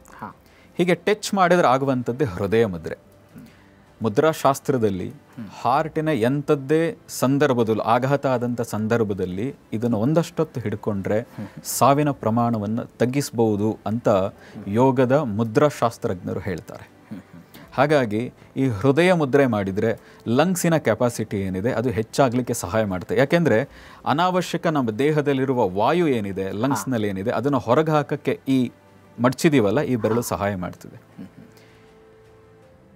ಈ ಮಧ್ಯದ ಬೆರಳು ಮತ್ತು ಉಂಗುರದ ಬೆರಳು ಏನಿದೆ, ಹೃದಯ ಮತ್ತು ಲಂಗ್ಸಿನ ಕೆಪಾಸಿಟಿಯನ್ನು ಹೆಚ್ಚು ಮಾಡಲಿಕ್ಕೆ ಸಹಾಯ ಮಾಡ್ತದೆ. ದೇಹದ ಅಂಗಾಂಗಗಳಲ್ಲಿ ಪ್ರಾಣಶಕ್ತಿಯನ್ನು ಹೆಚ್ಚು ಮಾಡ್ತದೆ. ಹೀಗೆ ಹೃದಯ ಮುದ್ರೆ 2ನೇದು ಮಾಡಿ, ಇದೊಂದು 15 ನಿಮಿಷ ಮಾಡಿ. 3ನೇದು, ಲಂಗ್ಸ್ನಲ್ಲಿ ಕಫ ಜಾಸ್ತಿ ಆಗ್ತಾ ಇದೆ ಅಂತ ಸಾಮಾನ್ಯವಾಗಿ ಎಲ್ಲರೂ ಹೇಳ್ತಾ ಇರೋದು. ದೇಹದಲ್ಲೂ ಕೊಲೆಸ್ಟ್ರಾಲು ಜಾಸ್ತಿ ಆಗ್ತಾ ಇದೆ. ಈಗ ಕರೋನಾ ಕಾರಣಕ್ಕಂತೂ ಲಂಗ್ಸ್ನಲ್ಲಿ ಕಫ ಸಂಖ್ಯೆ ಪ್ರಮಾಣ ಜಾಸ್ತಿ ಆಗ್ತಾ ಇದೆ. ನೀವು ಮಾಡಬೇಕಾದ್ದೇನು ಅಂದರೆ 3ನೇದು ಸೂರ್ಯ ಮುದ್ರೆ. ಈ ಪೃಥ್ವಿ ತತ್ವದ ಉಂಗುರದ ಬೆರಳೇನಿದೆ ಅದನ್ನು ಬಿಡಕ್ಕೆ ತಾಗಿಸಿ ಅದರ ಮೇಲೆ ಹೆಬ್ಬೆರಳನ್ನಿಟ್ಟರೆ ಆಗುವಂಥದ್ದೇ ಸೂರ್ಯ ಮುದ್ರೆ. ಇದೊಂದು 10 ರಿಂದ 15 ನಿಮಿಷ ನೀವು ಹಿಡ್ಕೊಂಡು ಕೂತ್ಕೊಳ್ಳಿ, ಗೊತ್ತಾಗ್ತದೆ ದೇಹದಲ್ಲಿ ತಾಪಮಾನ ಹೆಚ್ಚಾಗ್ತಾ ಹೋಗ್ತದೆ. ಕಫ ಆರಾಮವಾಗಿ ಕರಗಿಸಬಹುದು. ಮತ್ತು ಇದೆಲ್ಲ ಒಂದು ದಿನದಲ್ಲಾಗಲ್ಲ. ನೀವು ಬೆಡ್ ಮೇಲೆ ಮಲಗಿರಿ ಅಥವಾ ಟಿವಿ ನೋಡ್ತಾ ಇರಿ, ವಾಕ್ ಮಾಡ್ತಾ ಇರಿ, ಈ ಮುದ್ರೆಗಳನ್ನು ಅದ್ರ ಜೊತೆಗೆ ಅಭ್ಯಾಸ ಮಾಡ್ತಾ ಬನ್ನಿ. ಇದಕ್ಕೇನು ಎಕ್ಸ್ಟ್ರಾ ಟೈಮ್ ಕೊಡಬೇಕು ಅಂತಿಲ್ಲ. ಒಂದು ಕೈ ಫ್ರೀ ಇದ್ದರೂ ಒಂದು ಕೈಲಿ ಮಾಡಿ, 2 ಕೈ ಇದ್ದರೆ ಇನ್ನೂ ಒಳ್ಳೆಯದು. ಕೊನೆಯಲ್ಲಿ ಈ ಸೂರ್ಯ ಮುದ್ರೆ 10ರಿಂದ 15 ನಿಮಿಷ ಆದಮೇಲೆ 20 ನಿಮಿಷಕ್ಕಿಂತ ಹೆಚ್ಚು ಈ ಪ್ರಾಣ ಮುದ್ರೆಯನ್ನು ಮಾಡಿ. ಈ ಪ್ರಾಣ ಮುದ್ರೆ ನಮ್ಮ ನರಗಳ ಶಕ್ತಿಯನ್ನು ಹೆಚ್ಚು ಮಾಡ್ತದೆ. ವಿಟಮಿನ್ಗಳ ಕೊರತೆ ಏನಿದೆ ಅದನ್ನು ಕಂಟ್ರೋಲ್ ಮಾಡಲಿಕ್ಕೆ ಸಹಾಯ ಮಾಡುವಂಥದ್ದು ಈ ಪ್ರಾಣ ಮುದ್ರೆ. ದೇಹದಲ್ಲಿರುವ ಪ್ರಾಣ ಶಕ್ತಿಯನ್ನು ಕೂಡ ಹೆಚ್ಚು ಮಾಡುವಂಥದ್ದು ಈ ಪ್ರಾಣ ಮುದ್ರೆ. ಈ ಪ್ರಾಣ ಮುದ್ರೆಯನ್ನು ದಿನಕ್ಕೆ ಎಷ್ಟು ಸಮಯ ಮಾಡ್ತೀರಿ ನಿಮ್ಮ ದೇಹಕ್ಕೆ ಅಷ್ಟು ಒಳ್ಳೆಯದು. ದೇಹದಲ್ಲಿರುವ ಸತ್ವ ಏನಿದೆ, ಪ್ರಾಣಶಕ್ತಿ ಏನಿದೆ ಅದನ್ನು ಹೆಚ್ಚು ಮಾಡ್ತದೆ. ನಿಮ್ಮ ದೃಷ್ಟಿ ದೋಷವನ್ನು ಕೂಡ ಸರಿ ಮಾಡೋ ಕೆಪಾಸಿಟಿ ಈ ಪ್ರಾಣ ಮುದ್ರೆಗಿದೆ. ಶ್ರೀಗಳೇ, ಬಹಳ ಕೇಳುವಾಗ ಸಂತೋಷ ಆಗುತ್ತೆ. ಇನ್ನೂ ಅದನ್ನು ಪ್ರಾಣಾಯಾಮವನ್ನು ಅಭ್ಯಾಸ ಮಾಡಿ ಅದನ್ನು ಅನುಭವಿಸಿದಾಗ ಸುಖ ಅಥವಾ ಹಿತ ಅದನ್ನು ಬಲ್ಲವರು ಅಂತ ಅನಿಸುತ್ತೆ. ಆ ಒಂದು ಆತ್ಮವಿಶ್ವಾಸವನ್ನು ನಿಮ್ಮ ಮುಖದಲ್ಲಿಯೂ ಕೂಡ ನಾವು ಕಾಣಬಹುದು. ಅಷ್ಟು ಸಂತೋಷ ಆಗುತ್ತೆ. ಆದರೆ ಈ ಸಾಧನೆಯ ಹಿಂದಿರುವಂಥ ನಿಮ್ಮ ಪರಿಶ್ರಮವನ್ನು ಕೂಡ ನಾವು ನೋಡಬೇಕಲ್ವೇ? ನೀವು ಇಷ್ಟೆಲ್ಲ ಪರಿಣತಿನ ಸಾಧಿಸಬೇಕು ಅಂತ ಹೇಳಿದ್ರೆ ನಿಮಗೆ ಆರೋಗ್ಯದ ಬಗ್ಗೆ ಅರಿವಿತ್ತಾ, ಅಥವಾ ಯಾಕೆ ಈ ಕ್ಷೇತ್ರದ ಬಗ್ಗೆ, ಯೋಗ ಇರಬಹುದು, ಅಧ್ಯಾತ್ಮದ ಬಗ್ಗೆ ಅಷ್ಟೊಂದು ಒಲವು ವ್ಯಕ್ತವಾಗಲಿಕ್ಕೆ ಕಾರಣ ಏನು? ಏನಾದರೂ ಪ್ರಮುಖ ಘಟನೆ ಏನಾದರೂ ಸಂಭವಿಸ್ತಾ ನಿಮ್ಮ ಜೀವನದಲ್ಲಿ? ಈ ದೇಹಕ್ಕೆ 12 ವರ್ಷ ಇದ್ದಾಗ ಒಂದು ಪುಸ್ತಕ ನಮ್ಮ ಕೈಗೆ ಸಿಕ್ತು, ಕ್ರಿಯಾತ್ಮಕ ಯೋಗಾಸನಗಳು ಅಂತ. ಧಾರವಾಡದ ಒಂದು ಪಬ್ಲಿಕೇಶನ್, ಸ್ವಾಮಿ ಯೋಗಾನಂದರು ಅಂತ ಹೇಳಿ ಅದನ್ನು ಭಾಳ ಸಿಂಪಲಾಗಿ ಬರೆದಿದ್ದಾರೆ. ಆದರೆ ನಾವು ಆ ಚಿತ್ರ ನೋಡಿ ಆ ಹುಡುಗಾಟಿಕೆಗೋಸ್ಕರ ಆಸನವನ್ನು ಅಭ್ಯಾಸ ಮಾಡಿದ್ವಿ. ನಮಗೆ ಗೊತ್ತಿಲ್ಲ ಮುಂದಿನ ದಿನದಲ್ಲಿ ಇದೇ ನಾವು ಜಗತ್ತಿಗೆ ನಮ್ಮ ಕಡೆಯಿಂದ ಕೊಡುವಂಥ ಪರಿಸ್ಥಿತಿ ಬರುತ್ತೆ ಅಂತ ನಮಗೆ ಹಿಂದೆ ಗೊತ್ತಿಲ್ಲ. ಆದರೆ ಆ ಹುಡುಗಾಟದಿಂದ ಶುರು ಏನು ಮಾಡಿದ್ವು, ಕ್ರಮೇಣ ಅದರಲ್ಲಿ ಸೆಳೆತ ಹೆಚ್ಚಾಗ್ತಾ ಹೋಗ್ತು. ಸುಮಾರು 94-95 ವಯಸ್ಸಲ್ಲಿ ನಾನು ಸ್ಪೆಕ್ಸ್ ಹಾಕುವಂಥ ಸ್ಥಿತಿ ಬಂತು. ತಲೆನೋವು 95ನೇ ಇಸ್ವಿಯಲ್ಲಿ 14-15 ವಯಸ್ಸಲ್ಲಿ ಸ್ಪೆಕ್ಸ್ ಹಾಕುವಂಥ ಸ್ಥಿತಿ ಬಂತು. ಡಾಕ್ಟರ್ ಹೇಳಿದರು, ನೀವು ಸ್ಪೆಕ್ಸ್ ಹಾಕಿಲ್ಲ ಅಂತ ಹೇಳಿದರೆ ಕಣ್ಣು ಇನ್ನೂ ದೃಷ್ಟಿ ಕಳೆದುಕೊಳ್ತೀವಿ, ಸಾಧ್ಯತೆ ಜಾಸ್ತಿ ಇದೆ ಅಂತ. 6 ತಿಂಗಳು ಕಷ್ಟಪಟ್ಟು ಹಾಕಿದ್ವು. ಒಂದು 6 ತಿಂಗಳ ನಂತರ ನಿರ್ಣಯ ಮಾಡಿದ್ವು, ಇನ್ನು ಮುಂದೆ ನಾನು ಸ್ಪೆಕ್ಸ್ ಹಾಕಲ್ಲ. ಒಂದಷ್ಟು ಪ್ರಾಣಾಯಾಮ, ಶೀರ್ಷಾಸನ, ಕೆಲವೊಂದು ಆಸನಗಳು ಮತ್ತು ಪ್ರಾಣಾಯಾಮವನ್ನು ಪ್ರತಿನಿತ್ಯ ಮಾಡೋಕ್ಕೆ ಶುರು ಮಾಡಿದ್ವು. ಕಂಪ್ಲೀಟ್ ಸ್ಪೆಕ್ಸ್ ಬಿಟ್ವು. ಇವತ್ತು ನಮ್ಮ ದೃಷ್ಟಿ ಬೇರೆಯವ್ರಿಗಿಂತ ಚೆನ್ನಾಗಿ ಸ್ಪಷ್ಟವಾಗಿ ಇದೆ. ಇದು ಕಾರಣ ತಮ್ಮ ಆಸನ, ಯೋಗ, ಕುಂಡಲಿನಿ ಅಂತ ಅಂದ್ಕೊಳ್ಬೋದಾ? ಪ್ರಾಣಾಯಾಮದ ಕಾರಣ. ಆದರೂ ಸಣ್ಣ ಸಣ್ಣ ಆರೋಗ್ಯದ ವ್ಯತ್ಯಾಸಗಳಾಗ್ತಾ ಇತ್ತು ನನಗೆ. ನಾನು ಅಲೆಮಾರಿ, ಮನೆಯನ್ನು ಬಿಟ್ಟಿದ್ದು 16ನೇ ವಯಸ್ಸಲ್ಲಿ. ಅಲ್ಲಿಂದ ಇದುವರೆಗೂ ಕೂಡ ಅಲೆಮಾರಿ ರೀತಿಯಲ್ಲೇ ಜೀವನ ಮಾಡಿದ್ದು. ಕಾಡು ಜನದ ಹತ್ರ ಒಂದಷ್ಟು ಸಮಯ, ಹಿಮಾಲಯದಲ್ಲಿ ಒಂದಷ್ಟು ಸಮಯ, ಹೀಗೆ ಅಲಿತಾ ಇದ್ವು. ಆಗ ದೇಹದಲ್ಲಿ ಆರೋಗ್ಯದಲ್ಲಿ ಬಹಳ ವ್ಯತ್ಯಾಸಗಳು ಆಗ್ತಾಯಿತ್ತು, ಏರುಪೇರು ಆಗ್ತಾಯಿತ್ತು, ನೀರು ವ್ಯತ್ಯಾಸ ಆಗ್ತಾಯಿದ್ದ ಕಾರಣಕ್ಕೆ. ಯಾವಾಗ 2013ರಲ್ಲಿ 2013ರಲ್ಲಿ ಕೆಲವರ ಸಲಹೆ ಮೇರೆಗೆ ಇವತ್ತಿನ ಯೂತ್ಸ್ಗೆ ಏನಾದರೂ ಕೊಡಬೇಕು, ನೀವು ಭಾಳ ಸಿಂಪಲ್ ಆದಂಥದ್ದನ್ನು ಆರಾಮಾಗಿ ಮನೆಯಲ್ಲಿ ಮಾಡುವಂಥದ್ದನ್ನು ಕಡಿಮೆ ಸಮಯದಲ್ಲಿ ಅವರಿಗೆ ಎಫೆಕ್ಟ್ ಆಗುವಂಥದ್ದನ್ನು ಕೊಡಬೇಕು ಅಂತ ಹೇಳಿದಾಗ 2013ರಲ್ಲಿ ನಾವೊಂದು ಪ್ರಯೋಗ ಶುರು ಮಾಡಿದ್ವಿ. ಪ್ರಾಣಾಯಾಮದಲ್ಲೇ ನಮ್ಮ ಪ್ರಾಚೀನ ಋಷಿಗಳು ಹಠಯೋಗ ಪ್ರದೀಪಿಕಾ ಅನ್ನುವಂಥ ನಮ್ಮ ಯೋಗದ ಒಂದು ಭಗವದ್ಗೀತೆ ಅದು.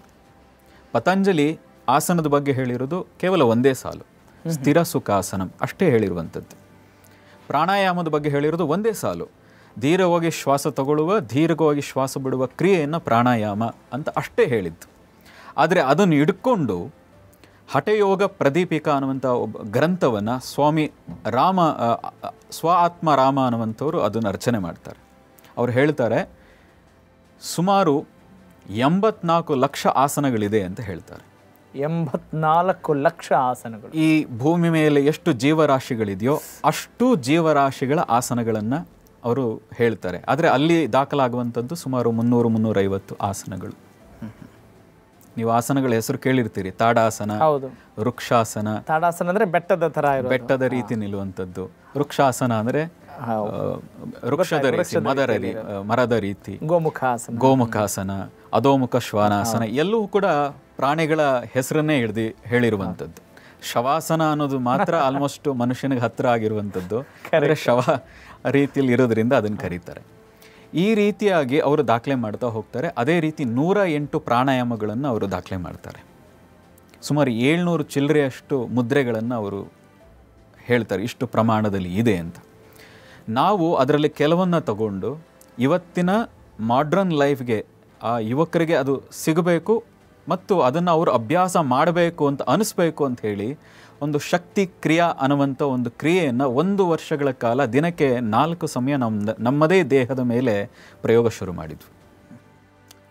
ನಾನು 2011ರಿಂದ 2016ರವರೆಗೆ ದಿನದಲ್ಲಿ 1 ಊಟ ಮಾತ್ರ ಮಾಡ್ತಾ ಇದ್ದೆ. ಹೆಚ್ಚು ಅಂದರೆ ಫಲಾಹಾರವನ್ನು ಯಾವುದಾದ್ರೂ 1 ಟೈಮ್ ಸೇವಿಸ್ತಾ ಇದ್ದರೆ ಆದರೆ ಮಧ್ಯಾಹ್ನ ಮಾತ್ರ ಊಟ ಮಾಡ್ತಾ ಇದ್ದೆ. ಆದರೆ 2013ರಲ್ಲೂ ಕೂಡ ಅದೇ ರೀತಿಯಾಗಿ ಮಾಡ್ತಾ ಬೆಳಗ್ಗೆ, ಮಧ್ಯಾಹ್ನ, ಸಂಜೆ, ಸಾಧ್ಯ ಆದರೆ ಮತ್ತೆ ಮಧ್ಯರಾತ್ರಿ, ಹೀಗೆ 4 ಸಮಯ ಆ ಶಕ್ತಿ ಕ್ರಿಯೆ ಅಭ್ಯಾಸ ಮಾಡಿ ಅದಕ್ಕೊಂದು ರಿದಮ್ ಕೊಟ್ಟು ಅದಕ್ಕೊಂದು ಮ್ಯೂಸಿಕ್ ಮಾಡಿ ಇದು ಯೂತ್ಸ್ಗೆ ಇದು ತಲುಪಬೇಕು ಅಂತ. ಆ ಕ್ರಿಯೆಯ ಪರಿಣಾಮ ಅಲ್ಲಿಂದ ನನ್ನ ಹೆಲ್ತ್ ಕೂಡ ನನಗೆ ನೆನಪೇ ಇರಲ್ಲ. ನನಗೆ ಶೀತ ಆಗಿತ್ತು, ನನಗೆ ನೆನಪೇ ಇರಲ್ಲ, ನಂಗೆ ಜ್ವರ ಬಂದದ್ದಂತೂ ನೆನಪೇ ಇಲ್ಲ. ವೈದ್ಯರನ್ನು ಭೇಟಿಯಾಗಿದ್ದ ನೆನಪಿದೆಯಾ? ಏನಾದರೂ ಸಲಹೆ ಕೇಳಬೇಕಾದ್ರೆ ಕೇಳ್ತೀನಿ. ಹಾಂ, ಅಲ್ಲಿ ಹೋಗಿದ್ದಿಲ್ಲ? ಇಲ್ಲ, ಬಹಳಷ್ಟು ವರ್ಷಗಳೇ ಸಂಧಿವೆ. ಬಹಳ ಕಡಿಮೆ. ಆ ಶಕ್ತಿ ಕ್ರಿಯೆಯ ಮಹತ್ವ ನಮ್ಮ ಪ್ರಾಚೀನ ಋಷಿಗಳು ಕೊಟ್ಟಂಥದ್ದೇ. ಅದನ್ನು ಸರಿಯಾದ ರೀತಿಯಲ್ಲಿ ಬಳಸಿದ್ರೆ ಏನಾಗಬಹುದು ಅನ್ನೋದಕ್ಕೆ ದೊಡ್ಡ ಉದಾಹರಣೆ. ಅದು ಮಾಡಿದಾಗ ಏನಾಗ್ತದೆ, ನಮ್ಮ ದೇಹದಲ್ಲಿ ಆರೋಗ್ಯ ಆಳಕ್ಕೆ ಆಯುರ್ವೇದದ ಪ್ರಕಾರ ಕೂಡ 3 ಕಾರಣ. ಒಂದು ವಾತ, ಪಿತ್ತ, ಕಫ. ಇವುಗಳ ವ್ಯತ್ಯಾಸದಿಂದಾಗಿ ಹಾರ್ಟ್ ಅಟ್ಯಾಕ್ ಆಗೋಕ್ಕೂ ಕೂಡ ಆ ಕಾರಣಗಳನ್ನೇ ಹೇಳ್ತಾರೆ. ಈ 3 ಸಮವಾಗಿರಬೇಕು. 1. 2ನೇದು ಸಪ್ತಧಾತುಗಳು ಸರಿಯಾದ ರೀತಿಯಲ್ಲಿ ಕೆಲಸ ಮಾಡೋ ಹಾಗಿರಬೇಕು. 3ನೇದು ನಾವು ತಿಂದಂಥ ಆಹಾರ ಸರಿಯಾಗಿ ಜೀರ್ಣ ಆಗಬೇಕು, ಸರಿಯಾಗಿ ಹೊರಗೆ ಹೋಗಬೇಕು, ಮನಸ್ಸು ಪ್ರಸನ್ನವಾಗಿರಬೇಕು. ಇದು ಆರೋಗ್ಯವಂತನ ಲಕ್ಷಣ. ಹೀಗೆ ತ್ರಿದೋಷಗಳು ಇಲ್ಲದೆ ಅವು ಸಮವಾಗ ಇದ್ದು ಸಪ್ತಧಾತುಗಳು ಸರಿಯಾಗಿ ಕೆಲಸ ಮಾಡ್ತಾ ಇದ್ದು ನಮ್ಮ ಪ್ರಾಣ ಶಕ್ತಿ ಏನಿದೆ, ಪಂಚಪ್ರಾಣಗಳೇನಿದೆ ಅದು ಸರಿಯಾಗಿ ಕೆಲಸ ಮಾಡ್ತಾ ಇದ್ದು ತಿಂದ ಆಹಾರ ಪಂಚಪ್ರಾಣ ಕೆಲಸ ಮಾಡಿದಾಗ ಸರಿಯಾಗಿ ಊಟ ಮಾಡ್ತೀವಿ, ಊಟ ಮಾಡಿದ್ದು ಸರಿಯಾಗಿ ಹೊರಗಡೆ ವಿರೇಚನ ಕೂಡ ಆಗ್ತದೆ. ಈ ಎಲ್ಲ ಆಗ್ತಾ ಇದ್ದಾಗ ಮನಸ್ಸು ತನಗೆ ತಾನೇ ಪ್ರಸನ್ನವಾಗಿರ್ತದೆ, ಆನಂದವಾಗಿರ್ತದೆ. ಮುಖದಲ್ಲಿ ಆ ಪ್ರಸನ್ನತೆ, ಆ ತೇಜಸ್ಸು, ಕಣ್ಣಿನಲ್ಲಿ ಆ ಕಾಂತಿ ಕಾಣಿಸ್ತದೆ. ಇಷ್ಟೆಲ್ಲ ಯಾರು ಇದೆ ಅವನು ನಿಜವಾದ ಆರೋಗ್ಯವಂತ. ಅದು ಆರೋಗ್ಯವಂತನ ಲಕ್ಷಣ. ಆ ಆರೋಗ್ಯವಂತರಾಗಬೇಕು ಅಂತ ಹೇಳಿದ್ರೆ ನಾವು ನಿಮಗೋಸ್ಕರ 1 ಗಂಟೆ ಸಮಯ ಮೀಸಲಿಡಬೇಕು. ಶ್ರೀಗಳೇ, ನಮಗೆ ಬೇಕಾದದ್ದನ್ನು ಪಡಿಬೇಕು ಅಂತ ಹೇಳಿದ್ರೆ ನಮ್ಮ ಇಚ್ಛೆ ಇರಬೇಕು, ಅದಕ್ಕೆ ಪೂರಕವಾದ ವಾತಾವರಣ ಇರಬೇಕು. ಹಾಗೆಯೇ ಯೋಗಿಗಳು ಅಂದ ತಕ್ಷಣವೇ ಎಲ್ಲ ಹಿಮಾಲಯದಲ್ಲಿರ್ತಾರೆ, ನಮಗೆಲ್ಲ ಸಾಧ್ಯ ಇಲ್ಲ, ಎಲ್ಲರೂ ಹಿಮಾಲಯಕ್ಕೆ ಹೋಗಲೇಬೇಕಾ ಯೋಗಿಗಳಾಗಬೇಕು ಅಂತ ಹೇಳಿದರೆ, ಜ್ಞಾನಿಗಳಾಗಬೇಕು ಅಂತ ಹೇಳಿದರೆ ಅಂಥ ಒಂದು ಪ್ರಶ್ನೆ ಬರುತ್ತೆ. ತಮ್ಮ ಉತ್ತರ ಏನು ಶ್ರೀಗಳೇ ಇದಕ್ಕೆ? ಹಾಗೆ ಅಂದ್ಕೊಂಡೆ 2010ರಲ್ಲಿ ನಾವು ಕೂಡ ಹಿಮಾಲಯಕ್ಕೆ ಹೋದ್ವು. ಹಾಂ, ತುಂಬ ತಿಂಗಳ ಕಾಲ ಅಲ್ಲಿ ತಿರುಗಿದ ಮೇಲೆ ಗೊತ್ತಾಗಿದ್ದೇನು ಅಂದರೆ, ಒಂದು ಸಾಧನೆ ಮಾಡಬೇಕಾದ್ರೆ ಒಂದು ವಾತಾವರಣ ಇರಬೇಕು. ಅಂದರೆ ಸೇಫ್ಟಿ ಅನ್ನೋದು ಫಸ್ಟ್ ಫೀಲ್ ಆಗಬೇಕು. ನನಗೆ ಊಟ ಸಿಗಬೇಕು, ದೈಹಿಕವಾಗಿ ರಕ್ಷಣೆ ಇರಬೇಕು, ಆಗ ಮಾತ್ರ ಧ್ಯಾನ ಕೂರಕ್ಕೆ ಸಾಧ್ಯ. ಅಲ್ಲಿ ಸುತ್ತಿದ ಮೇಲೆ ಗೊತ್ತಾಗಿದ್ದೇನು ಅಂದರೆ, ಇಲ್ಲಿ ಸಾಧ್ಯ ಇಲ್ಲ, ನಿಂದೊಂದಷ್ಟು ಕರ್ಮ ಇದೆ, ವಾಪಸ್ ಹೋಗು, ಅಲ್ಲೇ ನಿನ್ನ ಸಾಧನೆ ಮತ್ತು ಜಾಸ್ತಿ ಆಗ್ತದೆ ಅಂತ. ವಾಪಸ್ ಬಂದ ಮೇಲೆ ನಮ್ಮ ಸಾಧನೆ ಇನ್ನೂ ಹೆಚ್ಚು ಬೆಳೀಲಿಕ್ಕೆ ಸಾಧ್ಯ ಆಯಿತು. ನಾವು ರಮಣ ಮಹರ್ಷಿಗಳನ್ನೇ ತಗೊಂಡ್ರು ಕೂಡ ಅವರು ಹಿಮಾಲಯಕ್ಕೆ ಹೋಗಿ ಸಾಧನೆ ಮಾಡಿದವರಲ್ಲ, ಅರುಣಾಚಲದಲ್ಲಿ ಇದ್ರು. ಅವರು ತಿರುವಣ್ಣಾಮಲೈ ಬಿಟ್ಟು ಅವರ ಜೀವನದಲ್ಲಿ ಎಲ್ಲೂ ಹೊರಗೆ ಹೋಗಲೇ ಇಲ್ಲ. ನಾವು ಅವರನ್ನು ನೋಡಿದ್ರೂ ಕೂಡ ಗೊತ್ತಾಗುವಂಥದ್ದು, ಹಿಮಾಲಯ ಖಂಡಿತ ಒಂದು ಅದ್ಭುತ, ಅದು ಒಂದು ವಿಶಾಲವಾದದ್ದು, ಅದು ಬ್ರಹ್ಮಕ್ಕೆ ಸಮಾನವಾದದ್ದು. ಅಲ್ಲಿ ತುಂಬ ದೊಡ್ಡ ಯೋಗಿಗಳಿದ್ದಾರೆ. ಅಲ್ಲಿಯ ಎನರ್ಜಿ ಏನಿದೆ, ಅಲ್ಲಿಯ ಇರುವಂಥ ವೈಬ್ರೇಷನ್ ಏನಿದೆ, ಖಂಡಿತ ಅಲ್ಲಿಂದ ಇಲ್ಲಿಗೂ ಕೂಡ ಹರಿತಾ ಇದೆ. ಹಾಗಾಗಿ ಇಲ್ಲಿದ್ದೂ ಕೂಡ ನೀವು ಸಾಧನೆಯನ್ನು ಆರಾಮವಾಗಿ ಮಾಡ್ಬೋದು. ಆದರೆ ಆರಂಭದ ದಿನಗಳಲ್ಲಿ ನಿಮಗೆ ಇಂತಹ ಗುರು, ಇಂಥವರಿಂದ ನಾನು ಯೋಗ ಕಲಿತೆ, ನಂಗೆ ಬಹಳ ಅನುಕೂಲವಾಯಿತು ಅನ್ನುವ ಭಾವನೆಗಳು ಇದ್ದರೆ ಅದನ್ನು ವ್ಯಕ್ತಪಡಿಸ್ಬೋದಾ ತಾವು? ನನ್ನ ಪ್ರಾರಂಭದಲ್ಲಿ ನಾವು ಮೊದಲೇ ಹೇಳಿದಾಗೆ ಆ ಪುಸ್ತಕದಿಂದ ಶುರುವಾಯಿತು. ಹೀಗೆ ಅದನ್ನೇ ಅಭ್ಯಾಸ ಮಾಡ್ತಾ ಯಾರ ಹತ್ರನಾದರೂ ಕಲಿಬೇಕು, ಇದೊಂದು ಶಾಸ್ತ್ರೀಯವಾಗಿ ನಾನು ತಿಳ್ಕೋಬೇಕು ಅನ್ನೋ ಒಂದು ಅಪೇಕ್ಷೆ ಖಂಡಿತ ಇತ್ತು. ಆ ಕಾರಣಕ್ಕೂ ಹಿಮಾಲಯಕ್ಕೆ ಹೋಗಬೇಕು ಅಂತಿತ್ತು. ಆದರೆ ಆ ಸಮಯದಲ್ಲಿ ಸಾಧ್ಯ ಆಗಲಿಲ್ಲ. ಒಬ್ಬರು ಕರುಣಾಕರ್ ಅಂತ ಹೇಳಿ ಪುತ್ತೂರಿನಲ್ಲಿ ಓಂಕಾರ ಯೋಗ ಮಂದಿರ ಅಂತಿದೆ, ಅವರಿಗೆ ನಾನು ಫೋನ್ ಮಾಡಿ ಕೇಳಿದೆ, ನಾನು ನಿಮ್ಮಲ್ಲಿಗೆ ಬರಬೇಕು ಅಂತಿದ್ದೀನಿ, 1 ವಾರ ಇದ್ದು ನಾನೊಂದಷ್ಟು ಕಲಿಬೇಕು ಅಂತಿದ್ದೀನಿ ಅಂತ. ಆಗ ಅವ್ರು ಹೇಳಿದ್ದು, 1 ವಾರ ಇಷ್ಟು ದಿನ ಅನ್ನೋದು ನಿರ್ಧಾರ ಮಾಡೋದು ನಾನು, ನೀನು ಸುಮ್ಮನೆ ಬಾ ಅಂತ ಹೇಳಿದರು. ಓದ್ವು. ಬೆಳಗ್ಗೆ ಒಂದು 3 ಗಂಟೆ, ಸಂಜೆ ಒಂದು 3 ಗಂಟೆ ನಮಗೆ ಒಂದಷ್ಟು ಮಾರ್ಗದರ್ಶನ ಮಾಡಿದರು. 3 ದಿನ ಆದಮೇಲೆ ಅವ್ರು ಹೇಳಿದರು, ನಿನಗೆ ಅವಶ್ಯಕತೆ ಇಲ್ಲ, ಈಗೇನು ಗೊತ್ತಿದೆ ಅದೇ ನಿನಗೆ ಬೇಕಾದಷ್ಟು, ಇನ್ನು ನೀನು ವೈಯಕ್ತಿಕ ಅಭ್ಯಾಸ ಮಾಡ್ಕೊ ಅಂಥೇಳಿ 3 ದಿನಕ್ಕೆ ಹೇಳಿದರು. ಅದಾದಮೇಲೆ ನಾನೇ ಅದನ್ನು ಅಭ್ಯಾಸ ಮಾಡ್ತಾ ವೈಯಕ್ತಿಕವಾಗಿ ಅಭ್ಯಾಸ ಸಾಧನೆ ಮಾಡ್ತಾ ಅದಕ್ಕೊಂದು ರೂಪವನ್ನು, ಶಿಬಿರದ ರೂಪವನ್ನು ಕೊಟ್ಟಿದ್ದೀನಿ. ನನಗೇನು ಅವಶ್ಯಕತೆ ಇದೆ ಅದನ್ನು ನಾನು ಪಡೆಯುವಂಥ ಪ್ರಯತ್ನವನ್ನು ಮಾಡಿದ್ದೀನಿ. ಹಾಗೆಯೇ ನಿಮ್ಮ ಜೀವನದಲ್ಲಿ ಒಂದು ಸಿನಿಮಾ ಕೂಡ ಬಹಳ ಪ್ರಮುಖ ಪಾತ್ರ ವಹಿಸುತ್ತೆ ಅಂತ ನಾನು ಕೇಳಿದ್ದೀನಿ. ನಮಗೆ ಅರಿವು ಬಂದ ಸಮಯ, ನಮಗೆ ನೆನಪಿರೋ ಹಾಗೆ ದೂರದರ್ಶನ ಕಾಲ, ಅದು ಯಾವುದೇ ಬೇರೆ ಚಾನಲ್ಗಳು ಇರಲಿಲ್ಲ ನನಗೆ ನೆನಪಿರೋ ಹಾಗೆ. ಆಗ ದೂರದರ್ಶನ ಮಾತ್ರ ಹತ್ತಿರವಾಗಿತ್ತು. ಆ ಸಮಯದಲ್ಲಿ ಸಂಜೆ ದ ಗೈಡ್ ಅಂತ ಒಂದು ಮೂವಿ ನೋಡ್ತಾ ಇದ್ದೆ. ನನಗೆ ಆಗ ಯಾವುದೇ ಬೇರೆ ಭಾಷೆಗಳು, ಕನ್ನಡ ದೇವಾನಂದರ ಸಿನಿಮಾ, ಆದರೆ ಅವರು ದೇವಾನಂದರು ಅನ್ನೋದು ನನಗೆ ಅವಾಗ ಗೊತ್ತಿಲ್ಲ. ಅದು ಹಿಂದಿ ಭಾಷೆ ಅಂತ ಅಷ್ಟೇ ಗೊತ್ತು, ಅರ್ಥವೂ ಆಗ್ತಾ ಇರಲಿಲ್ಲ. ಕೊನೆಯ ಸೀನ್ ಏನಿದೆ ಅದು ನನಗೆ ಗೊತ್ತಿಲ್ಲದೆ ನನ್ನ ಮನಸ್ಸನ್ನು ಆಳವಾಗಿ ಹೋಗ್ಬಿಡ್ತು. ನಾನು ಬಿಳಿ ಬಟ್ಟೆ ಹಾಕಲಿಕ್ಕೆ ಕಾರಣ ಬಹುಶಃ ಅದು ಒಂದಿರ್ಬೋದು. ನಾನು ಚಿಕ್ಕ ವಯಸ್ಸಿಂದ ಬಿಳಿ ಬಟ್ಟೆ ಹಾಕ್ತಾ ಇದ್ದೀನಿ, ಬಹಳ ಚಿಕ್ಕ ವಯಸ್ಸಿಂದ ಬಿಳಿ ಬಟ್ಟೆಯನ್ನು ಧರಿಸ್ತೀನಿ. ಆಕರ್ಷಣೆ ಉಂಟಾಗಿದ್ದು ಆ ಸೀನಿಂದ ಅಂತ ಅನ್ಕೋಬೋದು. ಆ ಕೊನೆಯ ಆ ಮಳೆ ಬರೋ ಸಂದರ್ಭ, ಆ ದೇವಾನಂದರು ಅಂದರೆ ಆ ದ ಗೈಡಿನ ಪಾತ್ರಧಾರಿ ಸಂದರ್ಭ ಏನಿದೆ ಅದನ್ನು ನೋಡಿ ನಾನು ಈ ರೀತಿ ಆಗಬೇಕು, ನಾನು ಸನ್ಯಾಸಿ ಆಗಬೇಕು ಅಂತ ನನ್ನೊಳಗೆ ನನಗೇ ಗೊತ್ತಿಲ್ಲದೆ ಉತ್ಕಟವಾದ ಭಾವನೆ ಶುರುವಾಯಿತು. ಧಾರಾಕಾರವಾಗಿ ಮಲಗದಾಗೆ ಕಣ್ಣೀರು ಹರಿಲಿಕ್ಕೆ ಶುರುವಾಯಿತು. ಅಲ್ಲಿಂದ ಯಾರೇ ಸನ್ಯಾಸಿ ನೋಡಿದ್ರು, ದೊಡ್ಡ ಪೀಠಾಧಿಪತಿಗಳು ನೋಡಿದ್ರೆ ನಾನು ಹೀಗಾಗ್ತೀನಿ, ನಾನು ಹೀಗಾಗೋನೆ ಅನ್ನುವ ಭಾವನೆ ಶುರುವಾಯಿತು. ಸಾವಿನ ಬಗ್ಗೆ ನಿಮಗೆ ಪ್ರೀತಿ ಉಂಟಾಗತ್ತೆ. ಒಂದು ಆ ದ ಗೈಡ್ನಲ್ಲಿ ಆ ಸಾಯೋ ಒಂದು ಸನ್ನಿವೇಶ, ಹಾಗೆ ಕೆಲವು ಸನ್ನಿವೇಶಗಳು ಅದನ್ನು ನೋಡಿದಾಗ ಸಾಯೋದಿದ್ರೆ ಎಷ್ಟು ಚೆನ್ನಾಗಿದೆ ಸಾವು. ಫಿಲಮ್ಗಳಲ್ಲಿ ಸಾಯ್ತಾರಲ್ಲ ಕೊನೆಯಲ್ಲಿ, ಸಾಮಾನ್ಯ ಕಮಲ್ ಹಾಸನ್ ಇರ್ಬೋದು, ವಿಷ್ಣುವರ್ಧನ್ ಅವರು ಇರ್ಬೋದು, ಅಮಿತಾಬ್ ಬಚ್ಚನ್ದು ದ ಶರಾಬಿ ಅಂತ ಇರಬೇಕು ಬಹುಶಃ ಅದು ಇದನ್ನೆಲ್ಲ ನೋಡಿದಾಗ ಭಾಳ ಚಿಕ್ಕ ವಯಸ್ಸಲ್ಲಿ ಈ ಸಾವು ಎಷ್ಟು ಚೆನ್ನಾಗಿದೆ, ಸತ್ತರೆ ಹೀಗೆ ಸಾಯಬೇಕು ಅನ್ನುವ ಆಸೆ ಶುರುವಾಯಿತು. ಅಲ್ಲಿಂದ ಭಯ ಕೂಡ ಅಷ್ಟೇ ದೂರ ಆಗ್ಲಿಕ್ಕೆ ಶುರುವಾಯಿತು ನನಗೆ. ಹಾಗಾಗಿ 16ನೇ ವಯಸ್ಸಿನಿಂದ ಕಾಡು ಮೇಡು ಹಿಮಾಲಯ ಎಲ್ಲೂ ಅಲ್ದದ್ದು ನಾನೊಬ್ಬನೇ. ಎಲ್ಲಿಯೂ ನನಗೆ ಭಯ ಆಗಲೇ ಇಲ್ಲ. ಎಷ್ಟೋ ಬಾರಿ ಗಂಗೆಯ ತಟದಲ್ಲಿ ಒಬ್ಬನೇ ಮಲಗಿದ್ದೀನಿ, ಎಷ್ಟೋ ಬಾರಿ ಕಾಡಿನ ಯಾವುದೋ ಒಂದು ಮರದ ಕೆಳಗೆ ಒಬ್ಬನೇ ಮಲಗಿದ್ದೀನಿ. ಅಲ್ಲಿಂದ ಭಯ ಅನ್ನೋದು ಯಾವಾಗ ಸಾವನ್ನು ಪ್ರೀತಿಸೋಕ್ಕೆ ಶುರುವಾದೆ, ಭಯ ಅನ್ನೋದು ನನ್ನಿಂದ ತನಗೆ ತಾನೇ ದೂರ ಆಗಲಿಕ್ಕೆ ಶುರುವಾಯಿತು. ಅಂದರೆ ನಿಮಗೆ ಎಷ್ಟನೇ ವಯಸ್ಸಿನಲ್ಲಿ ಒಂಥರ ನಿಚ್ಚಳವಾಯಿತು ಅಥವಾ ನನಗೆಲ್ಲವೂ ಗೊತ್ತಾಯಿತು ಅನ್ನುವ ಅರಿವು ಮೂಡಿದ್ದು ಯಾವಾಗ ಅಂತ ಕೇಳ್ಬೋದಾ? 2010 ಇರಬೇಕು. ಯಾವುದೋ ಒಂದು ಪ್ರೋಗ್ರಾಮ್ನಲ್ಲಿ ಒಬ್ಬ ಜ್ಯೋತಿಷಿನ ಭೇಟಿ ಮಾಡ್ತೀನಿ. ಆಕಸ್ಮಿಕವಾಗಿ ಆ ಜ್ಯೋತಿಷಿ ಬಂದು ನಮ್ಮನ್ನು ಭೇಟಿ ಮಾಡ್ತಾರೆ. ನಮ್ಮನ್ನು ನೋಡಿ ಹೇಳ್ತಾರೆ, ನೀವು ಹಿಂದಿನ ಜನ್ಮದಲ್ಲಿ ಹಿಮಾಲಯದಲ್ಲಿ ಹುಟ್ಟಿದ್ರಿ, ನೀವು ದೊಡ್ಡ ಯೋಗಿ ಆಗಿದ್ರಿ, ಅಲ್ಲಿ ಅನಿವಾರ್ಯ ಸಂದರ್ಭದಲ್ಲಿ ಹಿಮಪಾತ ಆಗಿ ನಿಮ್ಮ ದೇಹ ಅಂತ್ಯ ಆಯಿತು, ಈಗ ಆ ಸಾಧನೆಯನ್ನು ಮುಂದುವರ್ಸಕ್ಕೆ ಬಂದಿದ್ದೀರಿ ಅಂತ ಅವ್ರು ಹೇಳಿದರು. ನನಗೆ ಹಿಮಾಲಯದ ಮೇಲೆ ಆಕರ್ಷಣೆ ಅಂತ ವಿಪರೀತ ಆಯಿತು ಸಣ್ಣದ್ರಿಂದ. ಆದರೆ ಅವ್ರು ಹೇಳಿದಾಗ ನನ್ನೊಳಗೆ ಒಂದು ಚೈತನ್ಯ ಇಡೀ ಆ ರಾತ್ರಿ ಜಾಗೃತಿ ಆಗಕ್ಕೆ ಶುರುವಾಯಿತು, ಪ್ರಬಲ ಆಯಿತು.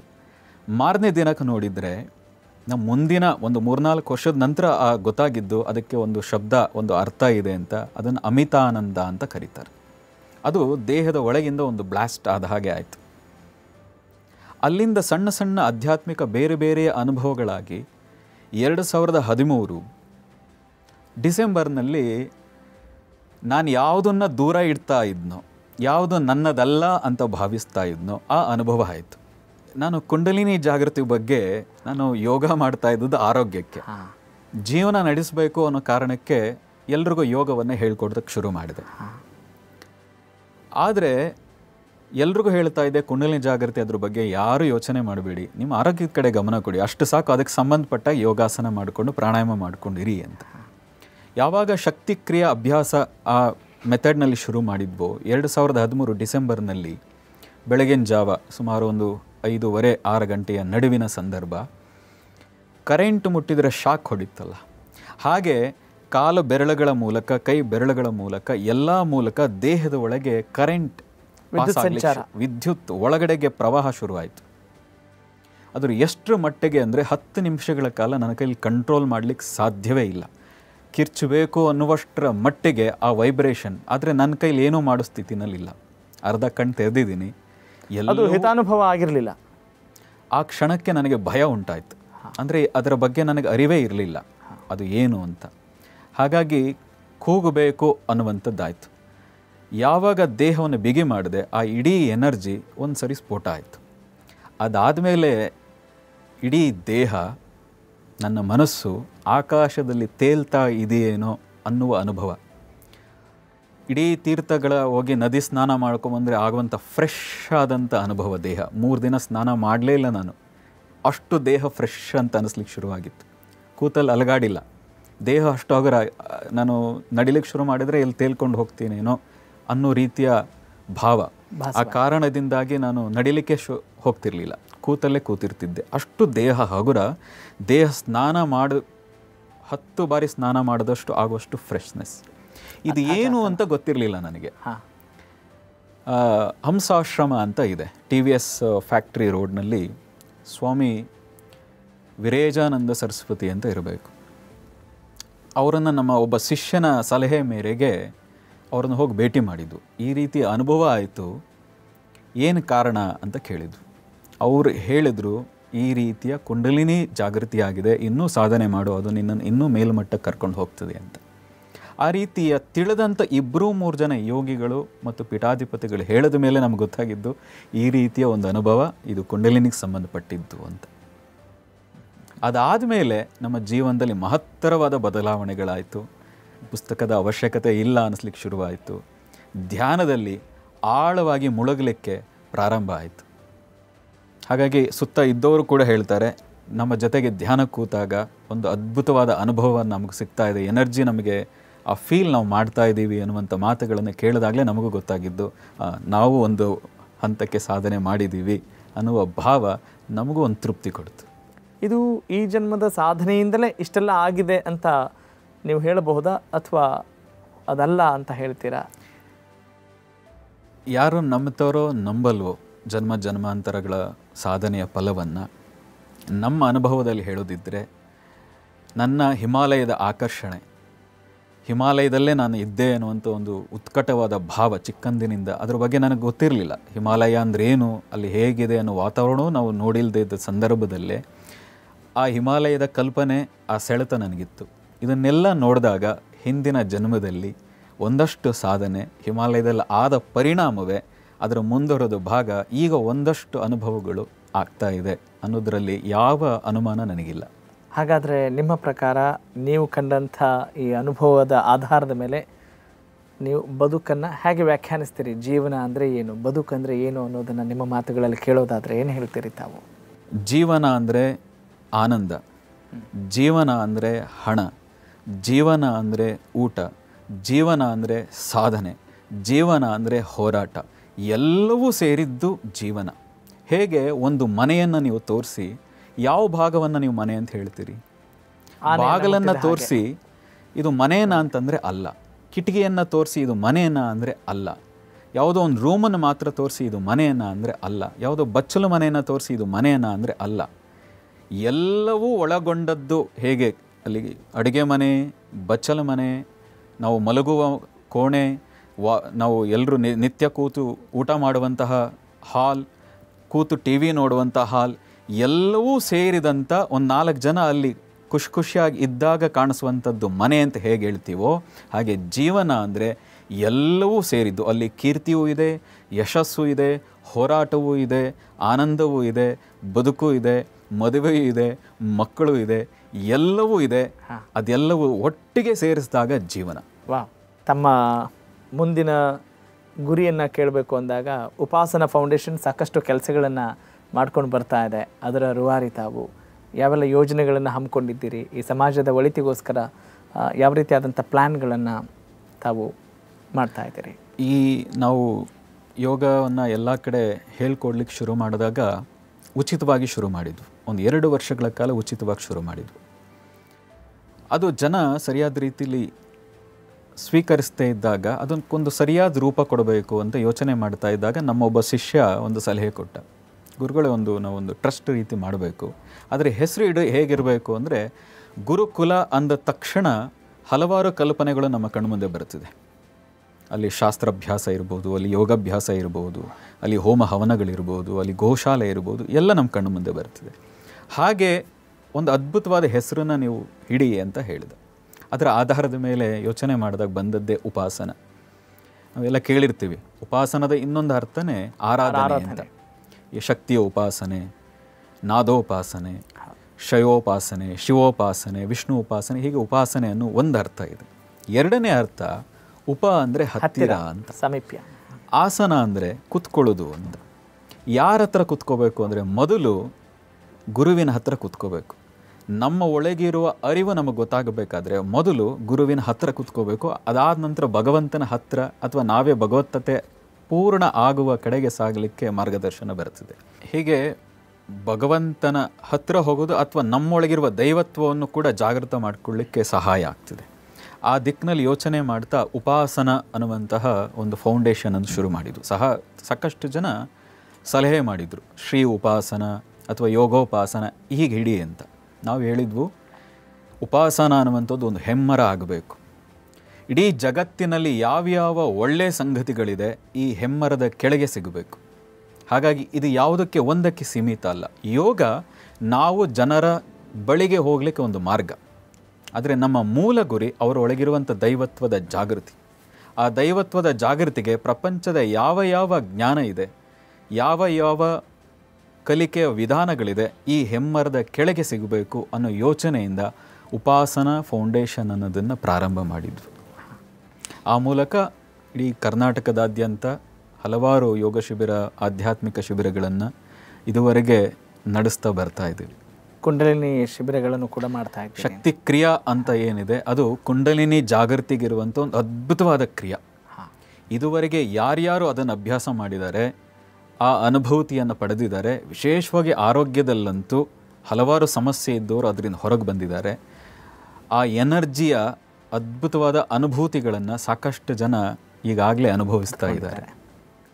ಇನ್ನೂ ಸಾಕಷ್ಟು ಜನ ಪಡೆದುಕೊಳ್ಳುವಂತಾಗಲಿ ನಿಮ್ಮ ದಿವ್ಯ ಮಾರ್ಗದರ್ಶನ ಈ ಸಮಾಜಕ್ಕೆ ದೊರೆಯಲಿ ಅಂತ ನಾವು ತುಂಬ ಹೃದಯದಿಂದ ಕೇಳ್ಕೊಳ್ತೀವಿ. ಕಾರ್ಯಕ್ರಮಕ್ಕೆ ಆಗಮಿಸಿದ್ದಕ್ಕಾಗಿ, ನಿಮ್ಮ ಈ ಅಮಿತಾನಂದದ ಅನುಭವವನ್ನು ಹಂಚಿಕೊಂಡಿದ್ದಕ್ಕಾಗಿ ಹೃತ್ಪೂರ್ವಕ ಪ್ರಣಾಮಗಳು. ಈ ಕಾರ್ಯಕ್ರಮದ ಹೆಸರೇ ನಮ್ಮ ಬಾಹುಬಲಿ ಅಂತ.